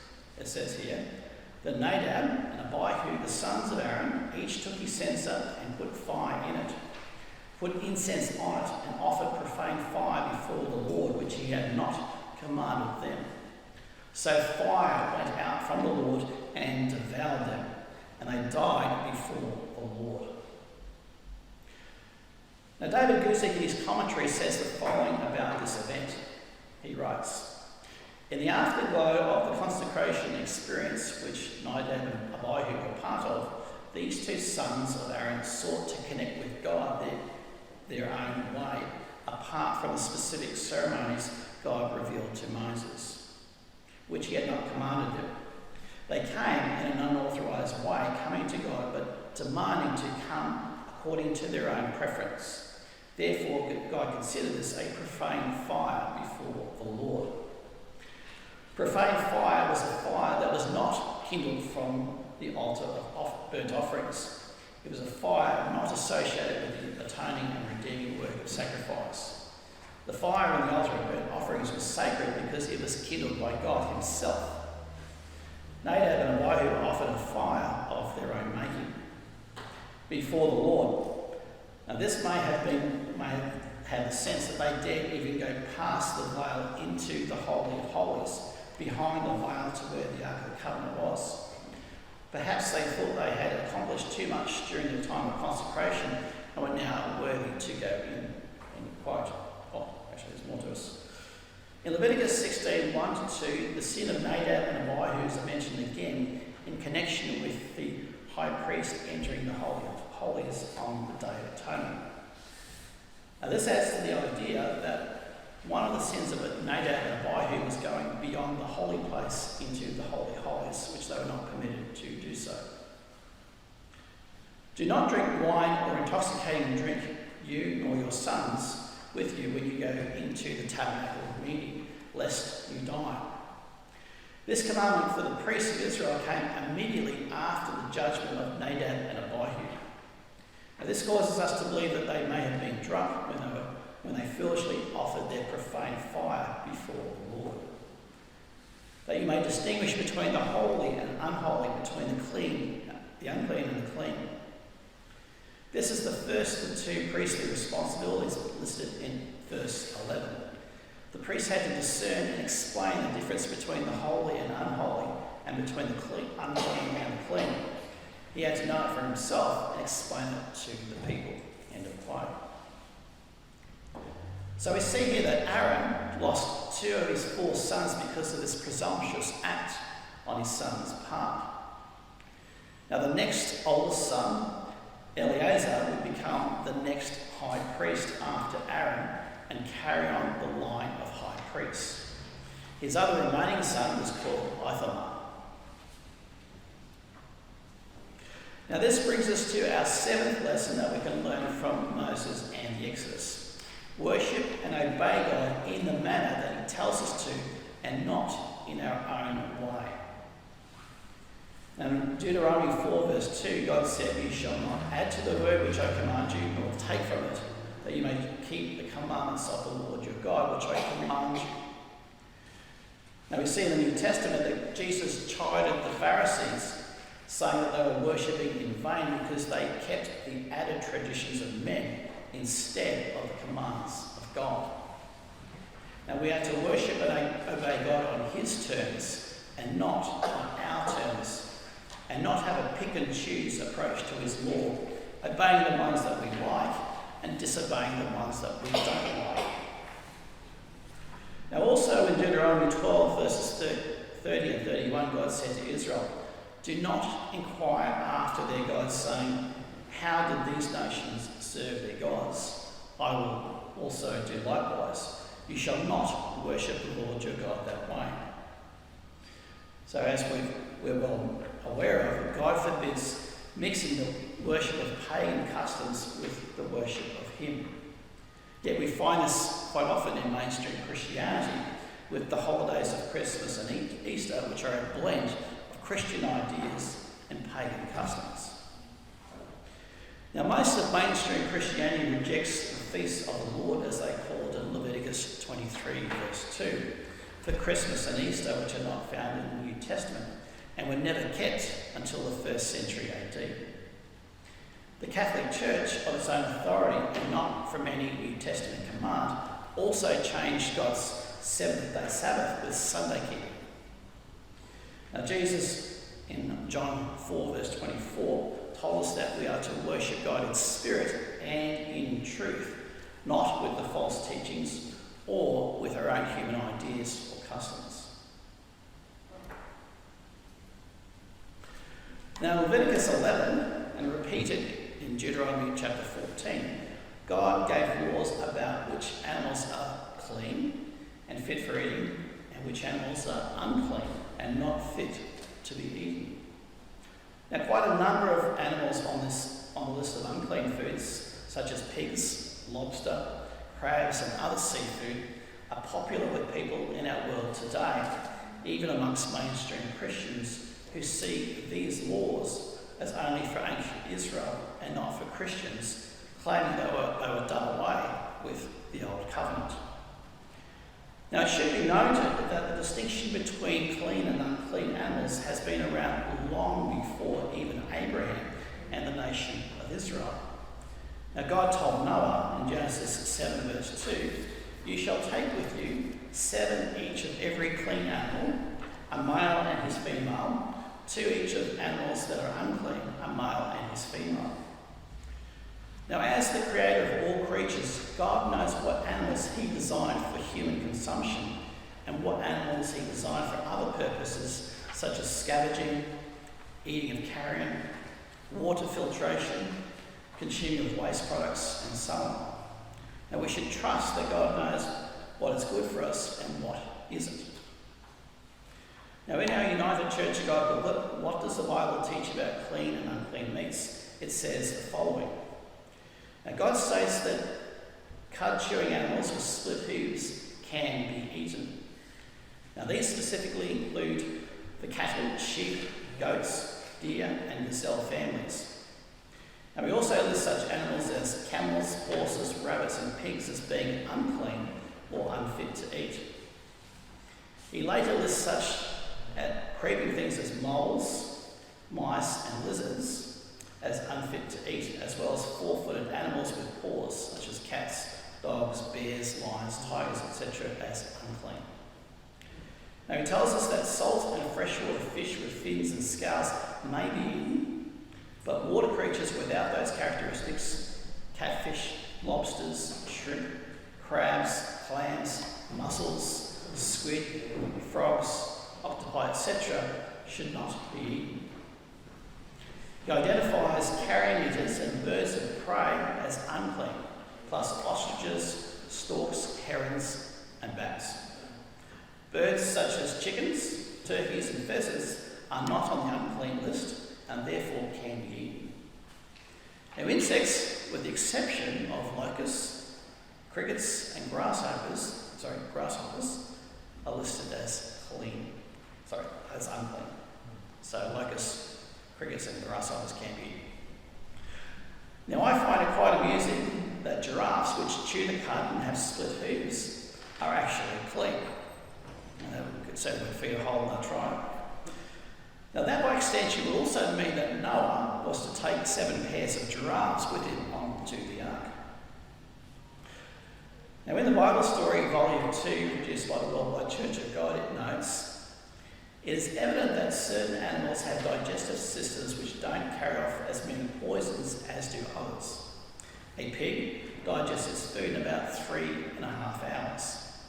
A cow requires 24 hours to do the same thing through 2 digestive processes, screening out impurities that would otherwise pass into its flesh and its milk. The main reason any animal is unclean is that it wasn't meant to be eaten by man. Now, God made some animals for human food, others for work, for pets, for consuming waste products, and for controlling the numbers of creatures, end quote. Now, even with clean animals, not every part of them was designed to be eaten. In other statutes, God forbids the eating of blood and fat. And we also see that the liver and kidneys were also separated from the offerings and they were burnt off.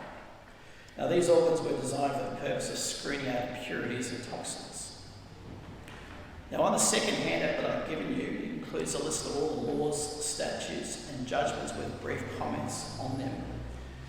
Now, among them are religious laws, family laws, property and judicial laws, health laws, and many others. So you've got that as homework if you'd like to in your own time to peruse. Now, another set of laws that most mainstream churches also treat as part of the Old Covenant and supposedly done away with are the 7 festivals that God gave to Israel in Leviticus 23. Now, God makes it clear in verse 2 that these are not just feasts for the Jews, but he calls them the feasts of the Lord, and then says, these are my feasts. Go better. Okay. Now, in Zechariah 14, there is a millennial prophecy speaking of all nations keeping the Feast of Tabernacles. Now, this begs the question, why would God insist on all nations keeping the feast if it was done away with or just for the Jews? Now, in 1 Corinthians 5, verses 7 and 8, Christ is called our Passover, and the Apostle Paul directly tells the Gentiles at Corinth, therefore let us keep the feast, not with old leaven, nor with the leaven of malice and wickedness, but with the unleavened bread of sincerity and truth. They're speaking about the Feast of Unleavened Bread that immediately follows Passover. Now, with many things of God, they are often multi-layered like an onion, or they have a duality in meaning or fulfillment. Now, the feasts of the Lord are just one of those things. Now, they had one meaning for Israel, such as their rescue from Egypt and celebrating their physical harvest. And as Paul drew out in 1 Corinthians 5, there is also another Christian layer of understanding to these feasts, shown here in this list. Now, in Colossians 2, verse 17, Paul refers to the feasts as a shadow of things to come. Now, in other words, some of them picture prophetic events in our future. Now, the Christian symbolism of each of God's festivals are: 1, Passover, Christ's sacrifice to pass over our sins; 2, the Feast of Unleavened Bread, putting sin out of our lives and developing God's character; 3, Pentecost, the church as God's first fruits; 4, the Feast of Trumpets, the Day of the Lord and Christ's return. 5, the Day of Atonement, the banishment of Satan. 6, the Feast of Tabernacles, which pictures the millennial spiritual harvest. And 7, the 8th day, which pictures the great white throne judgment.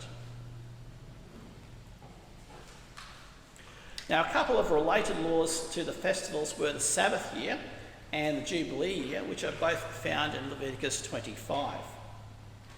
Now, each 7 years, Israel was to let its fields rest and not sow them or prune their vineyards.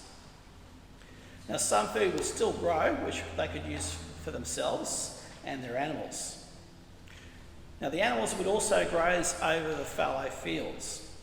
Now, their droppings and the rest from grazing would help the fields to regenerate for the next cycle, just as we need rest each day and also each week. Now, each 7th Sabbath year, there was to be a Jubilee. Now, if during the previous Jubilee a family sold off their family inheritance, they could recover their family inheritance at the next Jubilee. Now, this law helped with preventing the monopolisation of land by the rich, as well as other benefits. Now, family inheritance land could only be leased until the next Jubilee year and not bought outright by the rich. Now, in Leviticus 26, Moses gave instructions that when they reached the promised land, that they were to go to Shechem, and half of the tribes were to stand on Mount Gerizim and proclaim the blessings noted in that chapter if they would obey God, and half of the tribes were to stand on Mount Ebal and proclaim the curses for disobedience to God and renew their covenant there. Now, Joshua was told to build an altar on Mount Ebal, the mountain of the curses, on the north of Shechem, which makes sense as atonement was needed to be made for disobedience. Now, the other mountain, Mount Gerizim, the Blessings Mountain, is where the Samaritans later built their temple.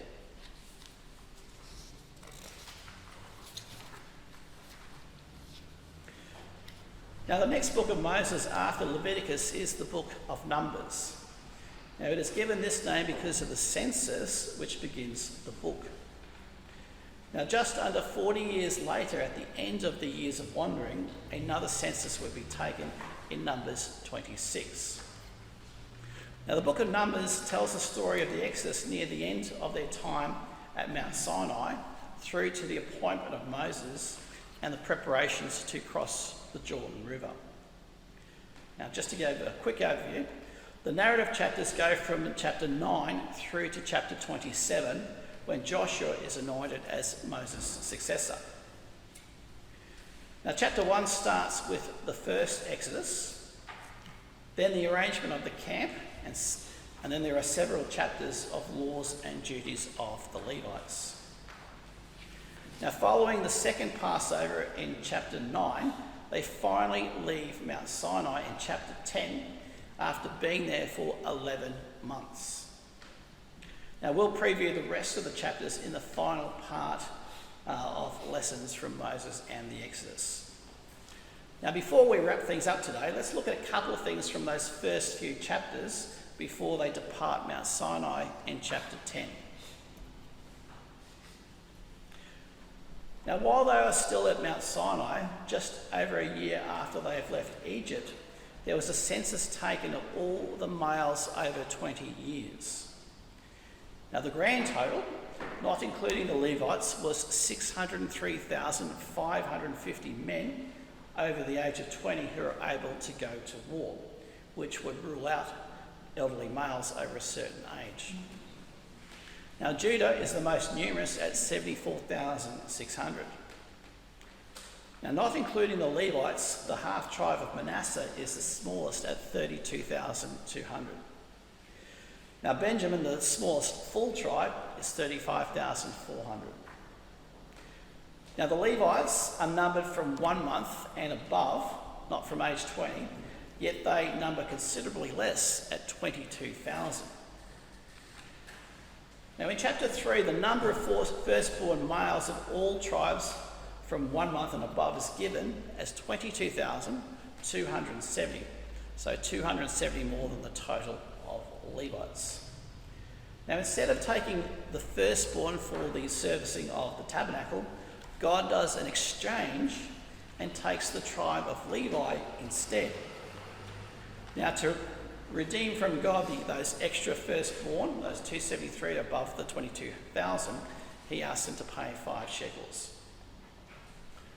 Now, the number of firstborn males from all tribes is given as just over 22,000, yet we know there were 603,000 males who could go to war. Now, if you take the total number of males, that's 603,000, and divide that by the number of firstborn, you get a number close to about 30. Now, some critics have latched onto that to say that 603,000 males is too high because the average number of males per family could not have been close to 30. Now, the likely way that these numbers are reconciled is that the number of firstborn males are the number of new firstborn males born since they left Egypt over that past year. Now, in chapter 2, we read that the camp was arranged so that the Levites encircled the tabernacle, and then branching out from each cardinal point were 3 tribes each, counting Joseph as 2 tribes, Ephraim and Manasseh. Now, the 4 lead tribes were Judah in the east, Ephraim in the west, Dan in the north, and Reuben in the south. Now, their tribal emblems respectively were a lion for Judah, an ox for Ephraim, an eagle for Dan, and a man for Reuben. Now, these 4 animals are also the same 4 animal faces that we see on the 4 living creatures described in the book of Revelation. Now, the northern and southern tribes had roughly similar numbers. However, the eastern tribes and the western tribes, there was a difference. The eastern tribes, including Judah, numbered the most. So if I happened to launch my drone over the camp of Israel and it was facing from the east, where Judah was, looking to the west, where Mount Sinai was, as illustrated in the diagram on the right, it is likely that the camp of Israel would actually look like a cross. Now, when Balaam would later try and curse Israel, he was also looking from the east at Beth Peor to the camp of Israel with the promised land in the west. So he would have seen a similar formation. Now, as a keen fan of astronomy, I also find it quite interesting that here in the southern hemisphere, that 2 of our brightest stars, Alpha and Beta Centauri, known as the Pointers, point directly to the Southern Cross in our southern sky. Now, we read in chapter 9 that they kept the Passover, which was the first one that they kept after the death of the firstborn in Egypt. Now, about 5 weeks later, late in the 2nd month of the year, they finally left Mount Sinai. Now, they arrived at Mount Sinai in the 3rd month after leaving Egypt, and then in the next year in the 2nd month. So they had been at Mount Sinai for 11 months in total. Now, much of this time would have been required to build the tabernacle to God's high exacting standards. Now, on that note, with the Israelites finally ready to depart Mount Sinai from the Promised Land, we'll conclude part 5. Now, in part 6, we'll see that their eventual journey will get extended for another 40 years due to their disobedience and lack of faith. But eventually, a new generation will finally make it to the Promised Land, though Moses will only get to see it from afar on top of Mount Nebo. Thank you for coming, and I look forward to sharing the last part of Moses and the Exodus when I have the chance to speak to you next time. Thank you.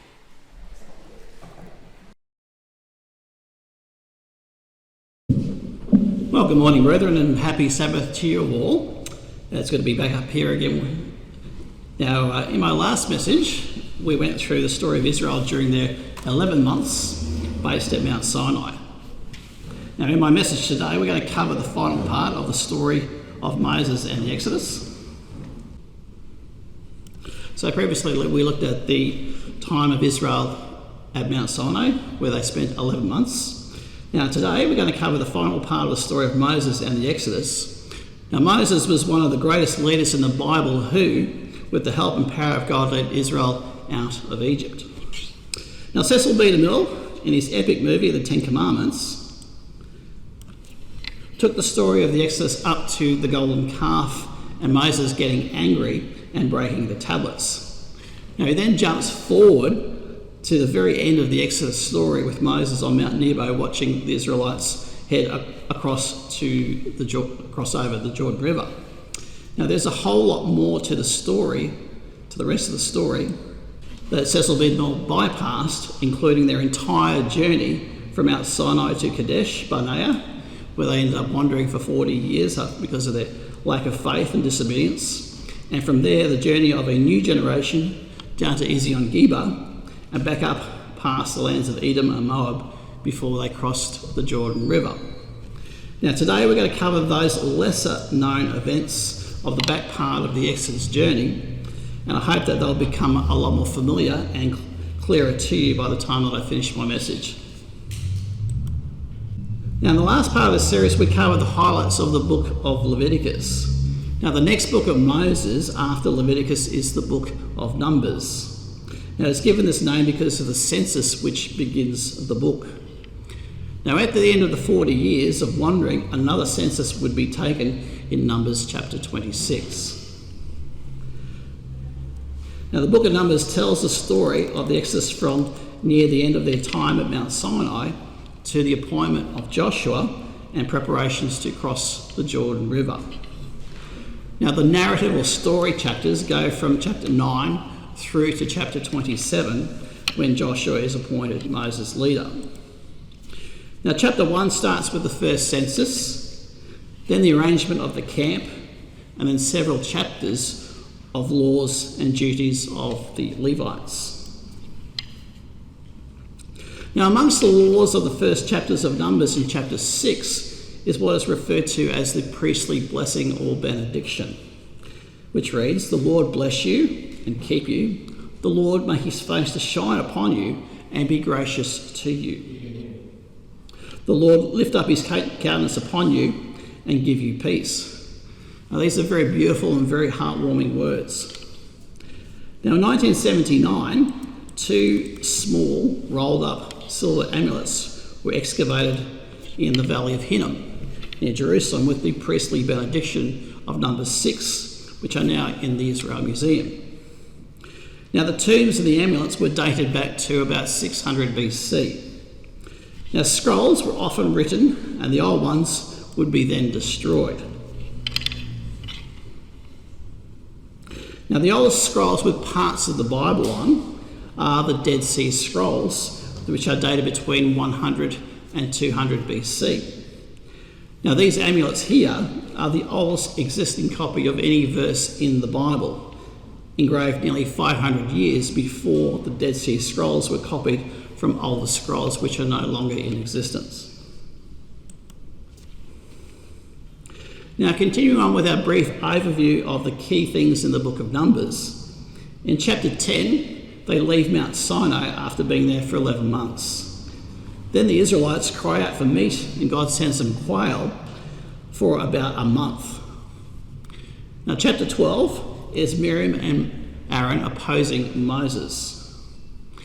In chapter 13 we read the story of the spies who then get sent into the promised land.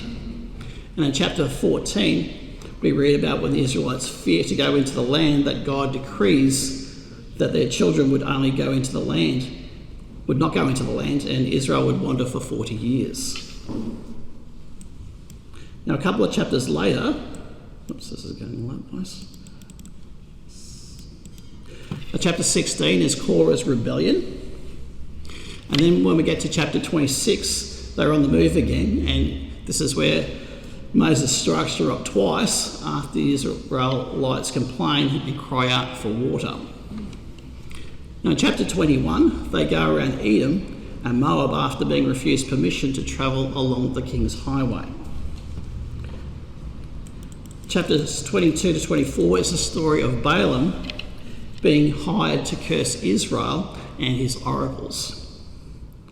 Now in chapter 5 we read about the story of the Moabite and Midianite women tempting the men of Israel to worship Baal with them.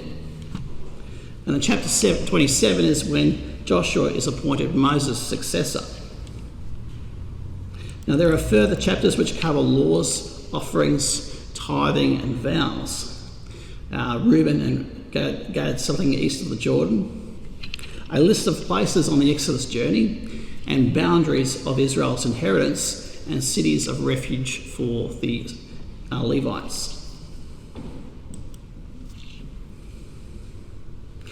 Now the first encampment after they left Mount Sinai was a journey of 3 days, which was where they complained about the manna and cried out for meat.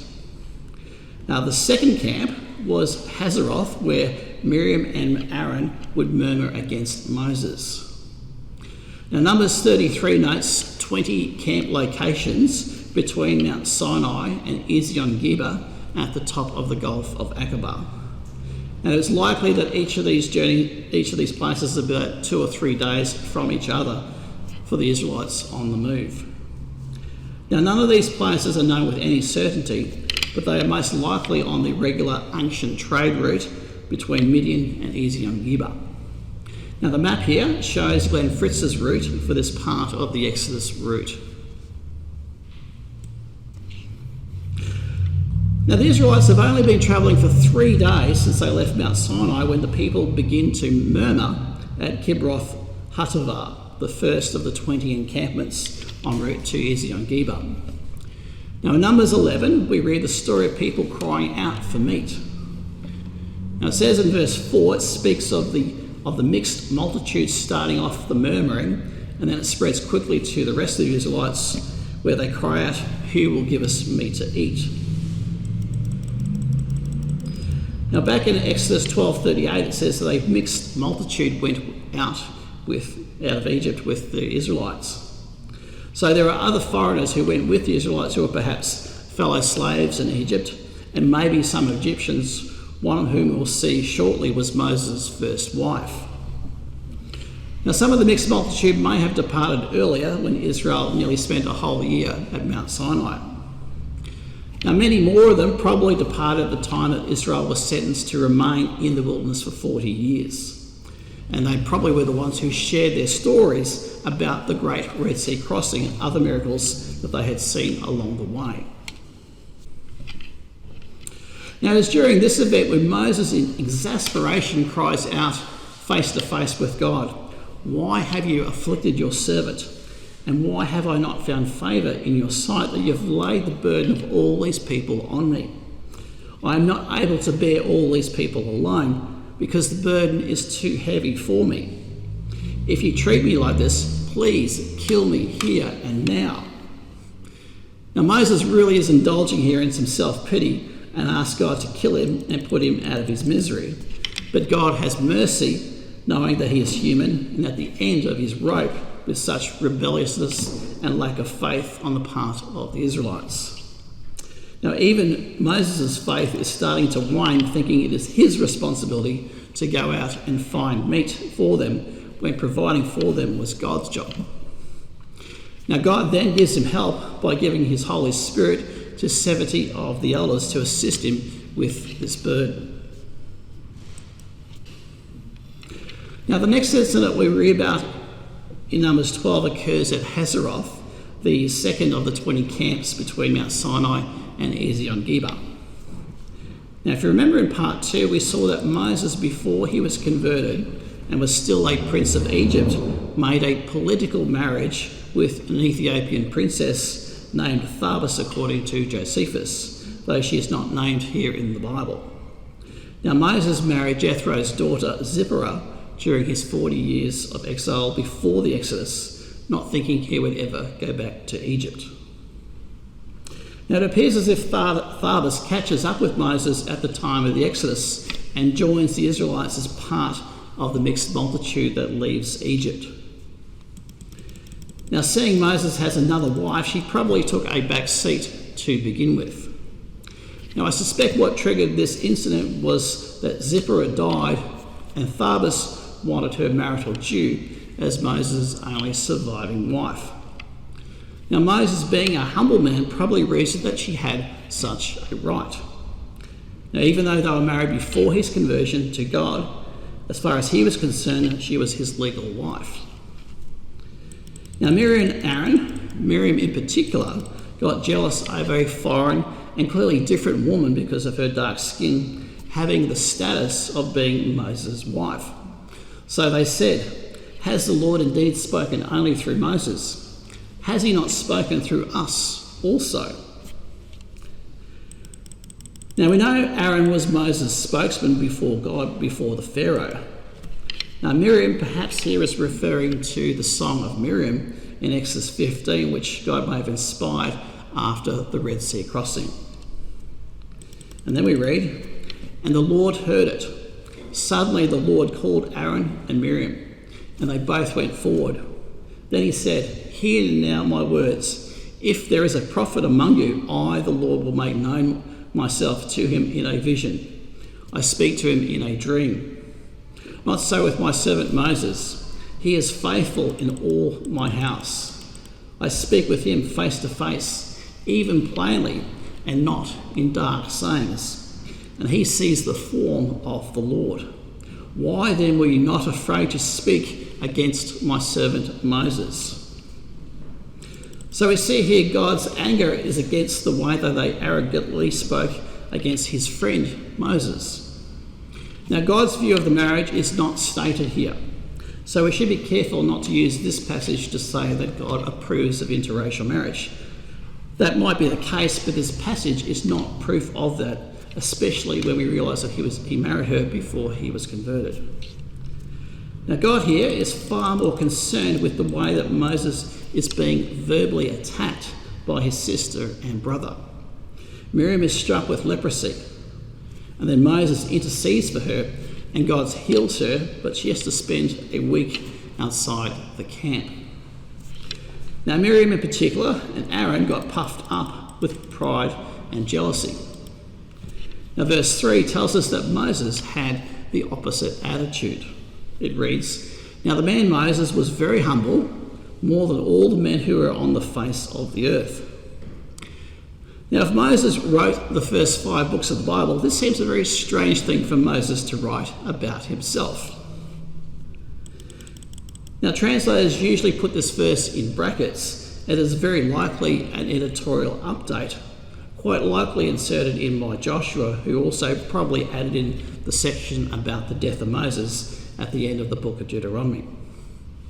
Now, assuming it was Joshua, he says that Moses was very humble and more than anyone on the earth.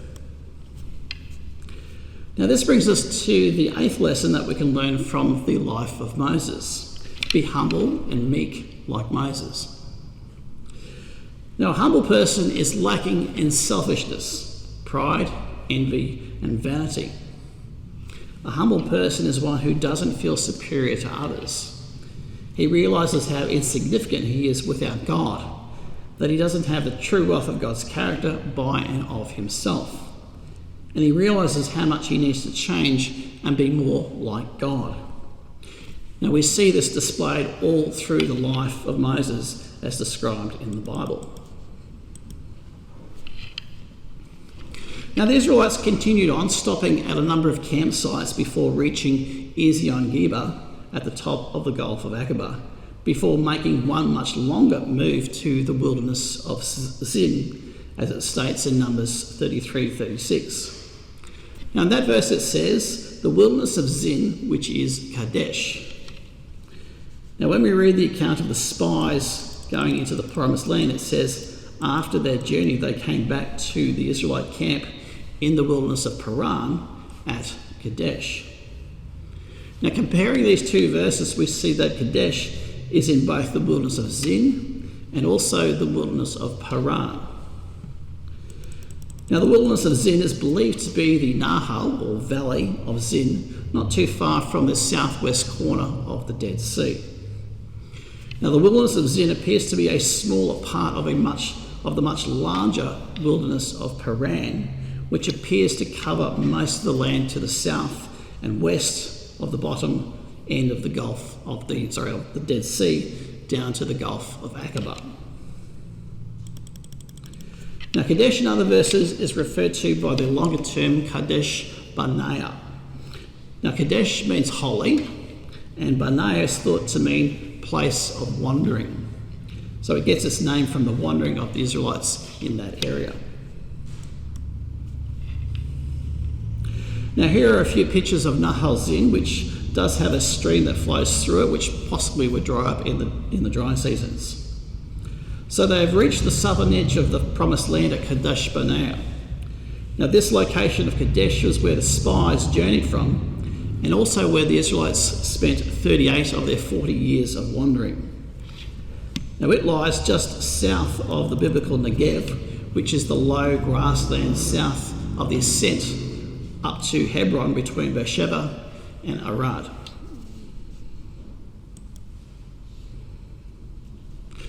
Now, after they arrive at Kadesh in the wilderness of Zin, 12 spies, one each from each of the tribes, are sent out to spy the promised land. Now, over the course of 40 days, they trek all the way up to Lebanon and back. Now, the grapes, the pomegranates and figs are outstanding, but 10 of the spies give a fearful report. Now, there are giants in many of the cities, and they are fortified with very high walls. Now, the people are overwhelmed with fear and decide they actually want to return to Egypt. Can you believe it? And then Joshua and Caleb plead with the people to have courage and believe that God will be with them and help them to conquer the land. Now, instead of seeing reason, they then call out for Joshua and Caleb to be stoned. Now, God's anger is naturally aroused, and he threatens to destroy them and make out of Moses a new nation to take over from them. Now, Moses again intercedes for the people and convinces God to have mercy after being tested by the Israelites for the 10th time. Now, there are 10 recorded rebellions up to this point, but this wouldn't be the last rebellion. Now, God decrees that instead of killing them right then and there, which their rebellion fully deserved, that they will wander for 40 years and not enter the land, with the exception of Joshua and Caleb. Now, God a second time almost killed all the Israelites and started afresh with Moses' family. Now, had he done so, you have to wonder what would have happened to the prophecies regarding Jacob's and family in the end time, especially the prophecies about Ephraim and Manasseh becoming a company of nations and a great nation. Now, Ephraim at least would have continued through Joshua. Now, the people then greatly mourn and confess their sin, but then presumptuously try to attack the Amalekites and the Canaanites themselves without God's blessing, and are defeated. Now, they were beaten back to Hormah, west of Arad, so they probably tried to take on Arad.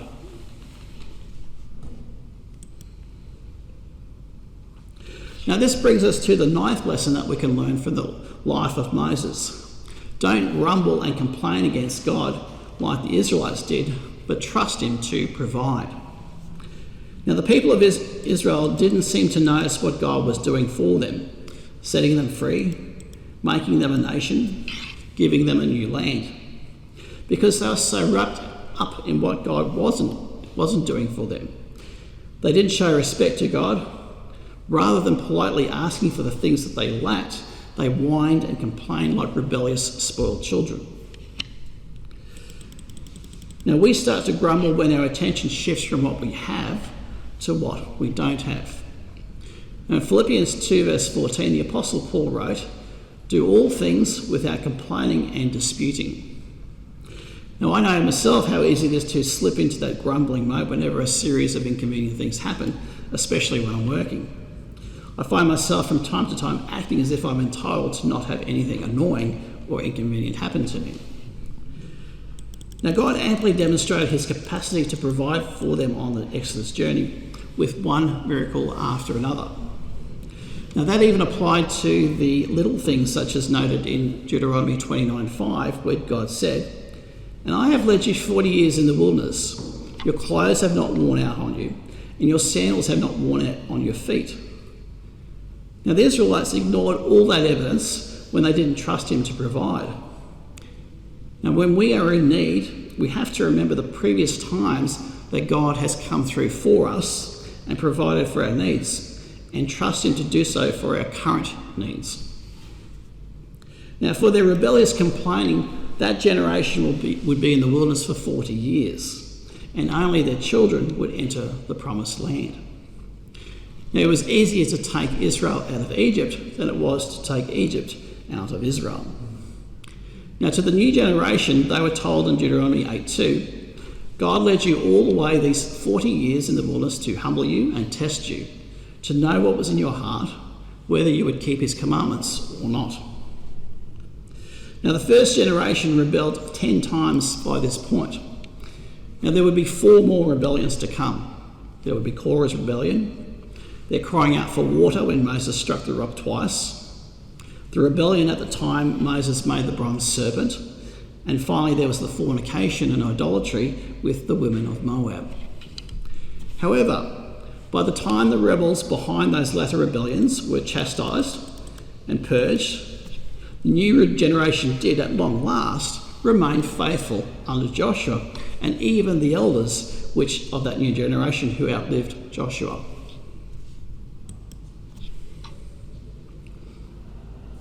Now this next event in the story of the Exodus journey could have occurred at any time during the 38 years that they were based at Kadesh Barnea. Now we read in Numbers 16 that about 250 leaders under Korah, a Levite, rebelled against Moses. Now this greatly angered God, who opened the earth to consume the rebels. Now when the people afterwards complained to Moses that they'd killed the people of the Lord, God heard it and caused a plague to destroy the people. Now Moses then asked Aaron to urgently make an atonement for the people with his censer and stand between the living and the dead. And at that point, God stopped the plague after 14,700 people had died. Now likewise, when it comes to warning our Israelite nations of the coming tribulation and the time of Jacob's trouble, we need to be urgent with that warning message as a church and stand between the spiritual living and the dead.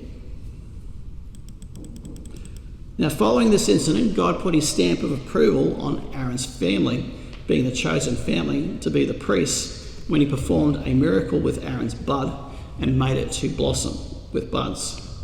Now this would then go into the Ark of the Covenant with the 10 Commandments and the pot of manna.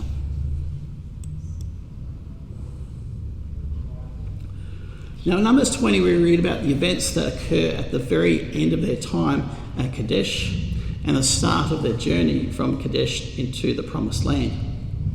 Now in verse 1 we read, "Then the children of Israel, the whole congregation, came into the wilderness of Zin in the first month, and the people stayed in Kadesh, and Miriam died there and was buried there. Now they left Sinai in the second month, and likely only took a few months, not 11 months, to get to Kadesh." Now this, based on the context of what happens in the rest of the chapter, is likely referring to the last year of the Exodus journey. Now Albert Barnes in his commentary states, "During the past 38 years, the congregation had been broken up. No doubt around the tabernacle there had continued an organised camp consisting of the Levites and others. But the mass of the people had been scattered over the face of the wilderness of Paran and led a nomadic life as best suited pasturage of the cattle." End of quote. Now the reference to the whole congregation coming to the wilderness of Zin and Kadesh is everyone coming together to get ready to leave Kadesh for the Promised Land. And at this time at Kadesh, Miriam dies and she is buried there. Now at the end of the chapter we read how Moses and Aaron's son Eleazar went up to Mount Hor in the sight of all the congregation. Now Moses stripped Aaron of his garments and then put them onto Eleazar, his son, and Aaron died there on the top of the mountain. Now Eleazar becomes the new high priest, and Moses dies at Mount Hor.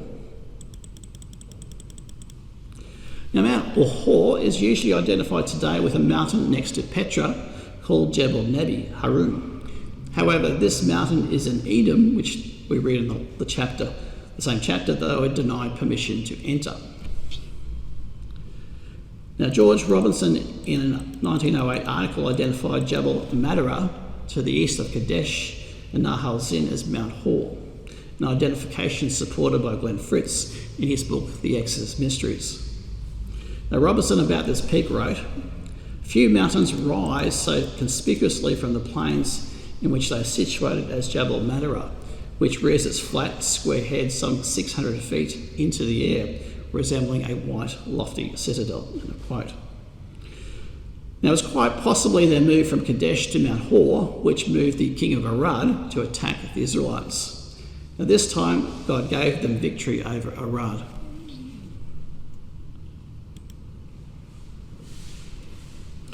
Now, in between the deaths of Miriam and Aaron, we read that before they left Kadesh, that the Israelites complain again of no water. Now, God says to Moses to speak to the rock and it will yield water, but out of frustration with the people's ongoing complaints, he strikes the rock twice, and God then brought forth water abundantly. Now, Albert Barnes in his commentary writes, "The command was speak to the rock." Now, the act of smiting, and especially with two strokes, indicates violent irritation on the part of Moses, as does also his unseemly mode of addressing the people. "Hear now, you rebels." The form of the question, "must we," directs the people not, as ought to have been the case, to God as their deliverer, but to Moses and Aaron personally. In fact, the faithful servant of God, worn out by the reiterated perversities of the people, breaks down, and in the actual discharge of his duty as God's representative before Israel, he acts unworthily of the great function entrusted to him. Thus Moses did not sanctify God in the eyes of the children of Israel. End of quote. Now, God was not happy with Moses not following his instructions. Now, as this was something that Moses had done publicly and not in private, God decreed that it would cost him the chance to lead the people all the way into the promised land. Now, Deuteronomy 3, verses 23 to 27, we read, "I pleaded with the Lord at that time, saying, I pray, let me cross over and see the good land beyond the Jordan, those pleasant mountains and Lebanon. But the Lord was angry with me on your account and would not listen to me. So the Lord said to me, enough of that. Speak no more to me on this matter. Go up to the top of Pisgah, or Mount Nebo, and lift your eyes toward the west, the north, the south, and the east. Behold it with your eyes, for you shall not cross over the Jordan." Now, Moses had persuaded God to change his mind at least a couple of times before, but this time God drew a line. Now, this brings us to our 10th lesson that we can learn from the lesson of Moses. Remember, with some sins, that just one mistake can be extremely costly. Now, how often have we seen this with politicians and sports stars and celebrities have a dramatic fall from grace with just one mistake?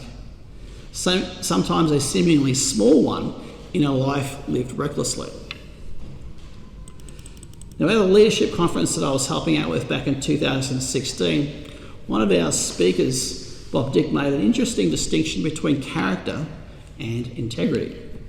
He said that character refers to our overall pattern of behaviour, while integrity involves keeping a good reputation intact by avoiding those type of mistakes which can ruin our reputation despite all the other good things that we've done in our life. Now, integrity comes from the word integer, meaning a whole number.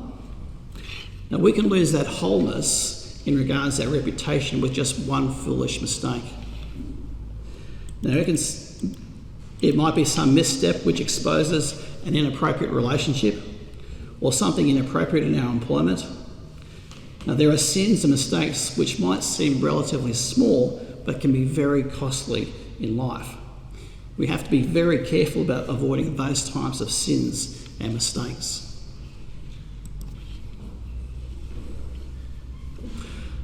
Now, when Moses recalls the story of Edom refusing passage to pass through their land via the king's highway in Deuteronomy 2, we read how God gave land inheritance to each of the peoples of Edom, Moab and Ammon, and that Israel was not to meddle with them. Now, Ammon and Moab were the sons of Lot, Abraham's nephew. Now, despite Lot not being a direct descendant of Abraham, God generously gave their descendants a land inheritance on the eastern side of the Jordan and the Dead Sea.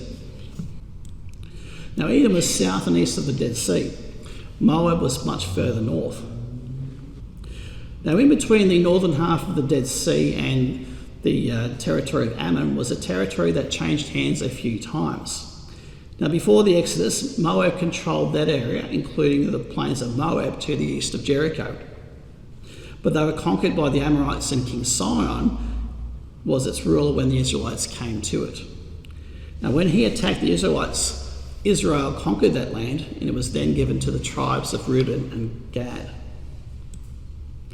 Now, these three nations of Edom, Moab and Ammon would later often be under tribute to either Israel and or Judah, which helped to secure the vital trade route of the King's Highway, which went through these three nations. Now, in order to get around Edom, it meant that the Israelites had to go down all the way to Ezion-Geber and back up the highway on the opposite side of the mountains of Edom. Now, this greatly discouraged the people, and along the way down the Arabah Valley, they yet again murmur against God and Moses, disparaging the manna that God had provided for them and complaining about the lack of water, despite God bringing water out of the rock just before they left Kadesh. Now, God then sent fiery serpents among them, those who had rebelled, and which bit and killed many of them. Now, when they come to Moses confessing their sin, Moses went to God and asked for forgiveness. Now, God then asked Moses to make a bronze serpent and set it on a pole, and whoever was bitten would be healed if they looked at it. Now, Jesus referred to this incident in John 3:14 when he said, "And as Moses lifted up the serpent in the wilderness, even so must the Son of Man also be lifted up." Now, here is the route that they took from Kadesh down to Ezion-Geber, through the mountain pass to the highway on the eastern side of the mountains of Edom. Now, splitting off the King's Highway to the east was the way of the wilderness, which took them around Edom. Now, they then crossed the brook Zered to go around Moab, and then crossed over the Arnon River. Now, when King Sihon, the king of the Amorites, attacked Israel, they conquered all his cities, including Dibon and Sihon's capital, Heshbon. Now, one other Amorite city they likely conquered at the same time was Shittim, where they were based on in the plains of Moab to the east of Jericho. Now, you can see the ruins here of Heshbon and Dibon in the left two photos. Now, the right two photos show the Arnon River and the brook Zered that formed the north and south border of Moab that the Israelites had to cross over as they went up Moab's eastern border. Now, I actually leave for Israel this Wednesday night, joining up with some fellow Aussies and some Americans for a tour of Israel, including a week at a dig at Tel Burna, which is believed to be the Libnah that was conquered by Joshua. Now, after 3 weeks in Israel, us Aussies will spend another week in Jordan, following a fairly similar path to where the Israelites actually travelled. Now, in Numbers 21, we are told they continued going north along the King's Highway up towards Bashan. Now, the likely reason God took them that way was to bring about the situation where Israel could take control of the region of Bashan as part of Israel's inheritance. Now, Bashan is today's Golan Heights, which is east of the Sea of Galilee. Now King Og came to fight Israel with his army. Now King Og was a remnant of the race of giants who had a bed that was over 13 feet long. Now Moses then led the Israelites to victory over King Og, and Israel then conquered the land of Bashan. Now it's not clear who ruled the area on the east of the Jordan, shown here in green, between the Yarmuk River and the Jabbok River, referred to in the Bible as Gilead. It might have been part of Sihon's kingdom, or perhaps Og's kingdom, or shared between the both of them. Now technically, Moses did get to go to the Promised Land, the land that Israel came to possess. He just wasn't allowed to cross over to the land west of the Jordan River. Now after they returned southward from Bashan, they camped in the plains of Moab. Now it is there where Balak, the king of Moab, became terribly afraid of the Israelites, overwhelming them with their great numbers, and sought the services of the infamous soothsayer Balaam to pronounce a curse on Israel.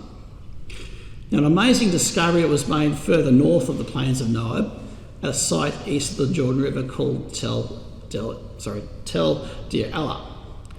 Now at that location, some inscriptions were found on a plaster wall which read, "Warnings given by Balaam, the son of Beor, a seer of the gods."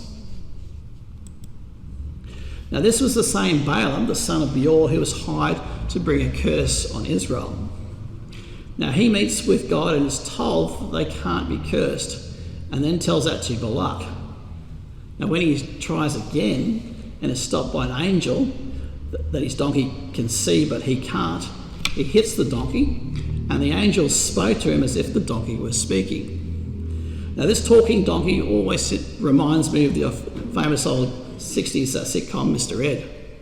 A horse is a horse, of course, and no one can talk to a horse, of course. That is, of course, unless the horse is the famous Mr. Ed.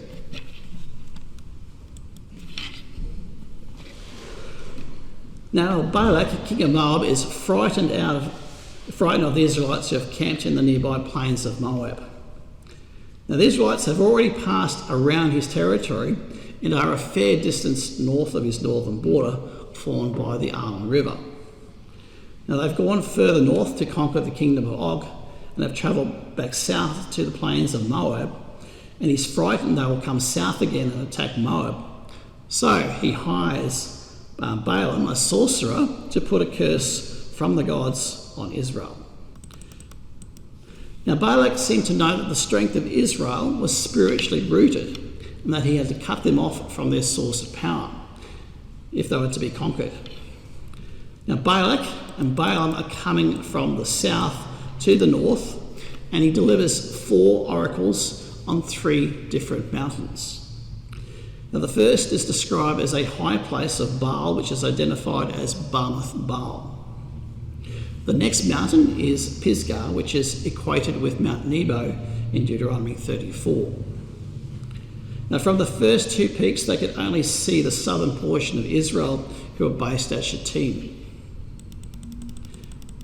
Now the third mountain, where he delivers his 3rd and 4th oracles, is Beth Peor, which was almost due east of Shittim and Jericho. Now at Beth Peor, Balaam raised his eyes and saw Israel encamped according to their tribes. Now this time he could see the whole of the massive camp of the Israelites, who would have numbered around 2 million people. Now here is an aerial view looking east towards the mountains on the east of the Jordan River Valley. Now the road from Jericho across the plains of Moab went through a site called Tel Hammam, and then up to Beth Peor and onto Heshbon, where it joined up with the King's Highway. Now you can see noted here the 3 mountains from which Balaam gave his oracles and tried but failed to curse Israel. Now notice the valley today called Waite that is between Beth Peor and Mount Nebo. Now this valley called Waite is the valley that Moses' body was buried according to Deuteronomy 34 and verse 6.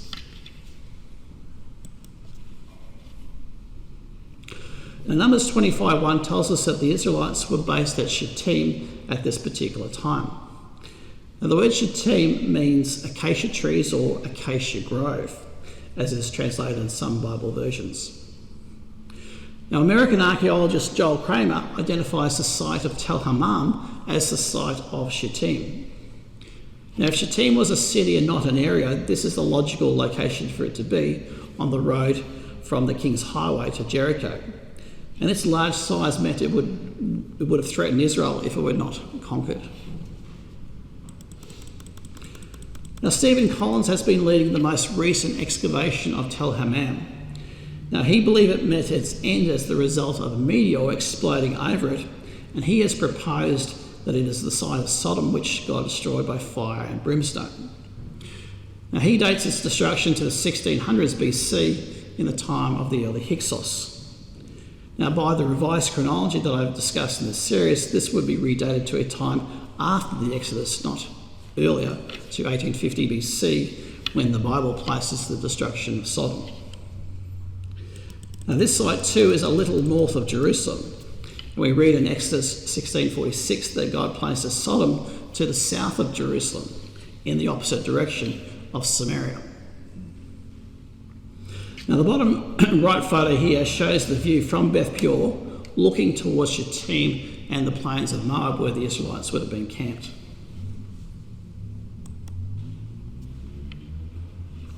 Now, even though Balaam was told directly by God not to curse Israel, he kept going along with Balak at each location, hoping somehow to curse Israel because of his love for the money being offered to him by Balak. Now, Balaam was like a child who, having once heard the father's answer, will ask again, hoping that the father's will might change. Now, each time that he tries to curse Israel, God's Spirit comes upon him and he ends up blessing Israel instead. Now, God tells him to tell Balak, God is not a man that he should lie, nor a son of man that he should repent. Has he said and will he not do? Or has he spoken and will it not make it good? Now, God here emphasises his faithfulness to be true to his word. Now, we have a similar sort of story to this later in the Bible when Saul tries to kill David. So he has on 3 occasions sends men ahead of him to try and kill David around at Ramah, where he was hiding out. But God's Spirit temporarily moves on them to prophesy with the other prophets. Now, in verse 1 of Numbers 24, it says that Balaam did not go as at other times to seek to use sorcery. Now, David Guzik in his commentary says, apparently on the other 2 previous occasions, Balaam tried to bring forth a curse on Israel, but he couldn't. Now he stopped using these false and artificial aids and just let the Lord speak to him, end of quote.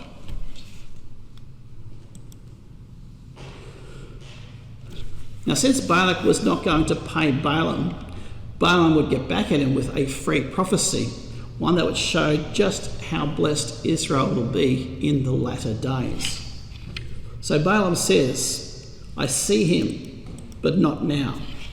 I behold him, but not near. A star shall come out of Jacob, a scepter shall rise out of Israel. Now, Joel Kramer has done an excellent YouTube video on Balaam's star prophecy that I'd highly recommend watching, where he covers the geography that we've gone through here about this story and an explanation of this star prophecy. Now, the him here is not now and not near. Now, this him shall be in the future and come out of Jacob, and from further away than where the Israelites were camped. Now, this him is identified as coming from Jacob and being both a star and a scepter. Now, the star is a symbol for a god. Now, Amos 5:26 speaks of the star of your gods.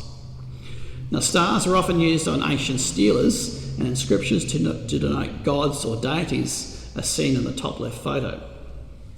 Now, the scepter is a symbol for a king.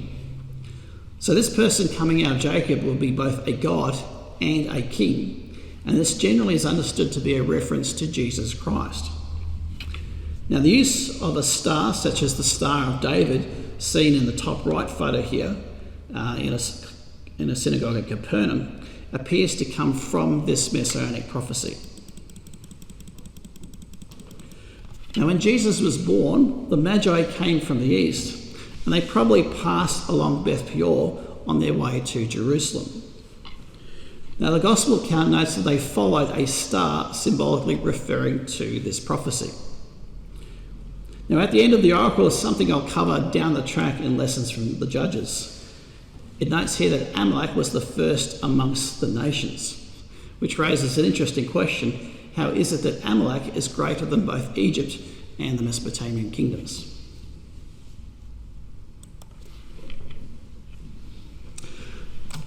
Now, the last verse of Numbers 24 says, "So Balaam rose and departed and returned to his place.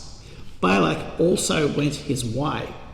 And then the next chapter starts off by saying, "Now Israel remained in Shittim, or Acacia Grove, and the people began to commit harlotry with the women of Moab. They invited the people, meaning the men of Israel, to the sacrifices of their gods, and the people ate and bowed down to their gods. So Israel was joined to Baal of Peor, and the anger of the Lord was aroused against Israel." Now, the plan to directly curse Israel by Balaam had come unstuck. Someone, however, thought of a clever plan to get Israel to bring God's own wrath on them by sending in women to seduce the men sexually and to participate with them in Baal worship, which involved ritual prostitution or fornication. Now, the women are described as from both Moab and also being Midianite. Now, Midian was where Moses dwelt in northwest Saudi Arabia. But there was also a large number of Midianites also living with the Moabites. Now, God tells Moses to have the offenders hung, and a plague goes through the camp as punishment. Now, some 24,000 people died in a plague that God brought on them as punishment. And then when a man brazenly brings a Midianite woman in the sight of Moses, Aaron's grandson Phinehas grabs a spear and then he kills both of them. Now, seeing Phinehas' zeal for not seeing God's law so openly violated led to God stopping the plague, and his zeal for God's justice is then praised by God. Now, at the end of the chapter, God tells Moses, "Harass the Midianites and attack them, for they harassed you with their schemes, by which they seduced you in the matter of Peor." Now, the attack on the Midianites in chapter 31, where not a single Israelite man died, would be an example to others who tried such a scheme on Israel. Now, God focuses on the Midianites, and no mention is made of Moab, who are also involved in this scheme. Now, we learn who came up with the clever plan to get Israel to bring God's own wrath on them by sending in women to seduce the men in verse 5 of Numbers 31. It says, the women were sent in through the counsel of Balaam. Now, in Revelation 2 verse 14, in the letter to the church at Pergamos, it says, "You have there those who hold the doctrine of Balaam, who taught Balak to put a stumbling block before the children of Israel, to eat things sacrificed to idols, and to commit sexual immorality." Now, Fred Stoker in his book Hero draws a fascinating parallel between this story and modern America. Now, in trying to weaken America, Satan tried the direct assault militarily in World War II, which proved unsuccessful. So he then resorted to Balaam's successful ploy by raising up someone like Hugh Hefner to seduce America's men with his Playboy magazine and philosophy. Now, following the plague, a second census is taken nearly 40 years after the first census. Now, comparing the numbers with the first census, the total number of Israelite men has gone down slightly to 601,730. Now, some tribes are up a little, while others are down. Now, the most drastic difference is that of the number of Simeonites, known for their fiery temperament, they have dropped 62% to only 22,200 men.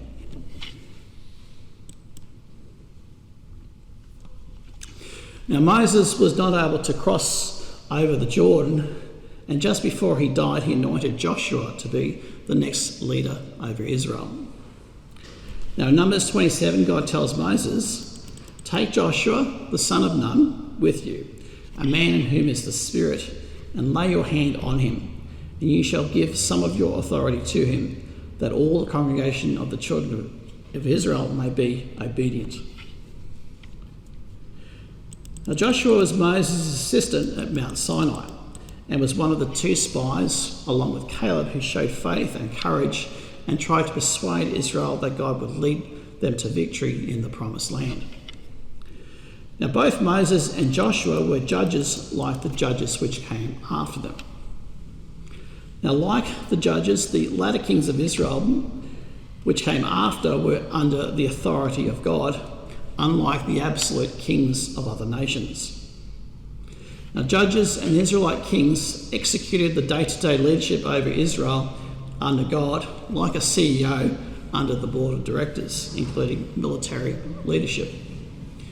Now the main difference between a judge and a king was that a king was a hereditary role with a visible dynasty that would follow him. A judge was selected by God as the need arose.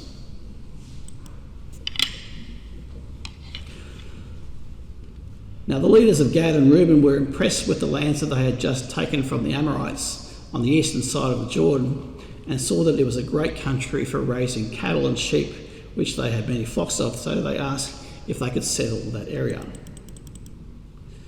And after a bit of discussion, Moses agrees to this. Now the last of the 5 books of Moses is the book of Deuteronomy. Now the name comes from the term used for the book in the Greek Septuagint translation, meaning second law or second giving of the law. Now the duet at the start means two, so I'm always puzzled that it's not spelled D-U-E-T rather than D-E-U-T. Now the bulk of the chapters contain laws and statutes. A few chapters contain narrative of the Exodus journey. Now chapters 1 to 3 is a recounting of the Exodus journey from Sinai to the conquest of Bashan. Now chapter 5 is another recording of the Ten Commandments. Now after a number of chapters encouraging Israel to be loyal and faithful to God, chapter 14 repeats the laws of clean and unclean animals. Now in addition to protecting them from problems that come from consuming animals not designed for eating, God told them, "And you shall be holy to me, for I, the Lord, am holy, and have separated you from the peoples, that you should be mine." Now chapters 15 and 16 cover the sabbatical year and the festivals. In chapter 17 there are laws for judges and also laws for any future kings of Israel. Now Moses' prophecy about a great prophet like him, referring to Christ, is given in chapter 18. Now in the next few chapters there are laws about the cities of refuge, welfare, divorce, corporal punishment, first fruits and tithing. And then in chapter 31, Joshua is appointed to follow Moses. And Moses tells him in verse 6, "Be strong and of good courage. Do not fear nor be afraid of them, for the Lord your God, he is the one who goes out with you. He will not leave you nor forsake you." Now Moses said that there would later come a prophet like him.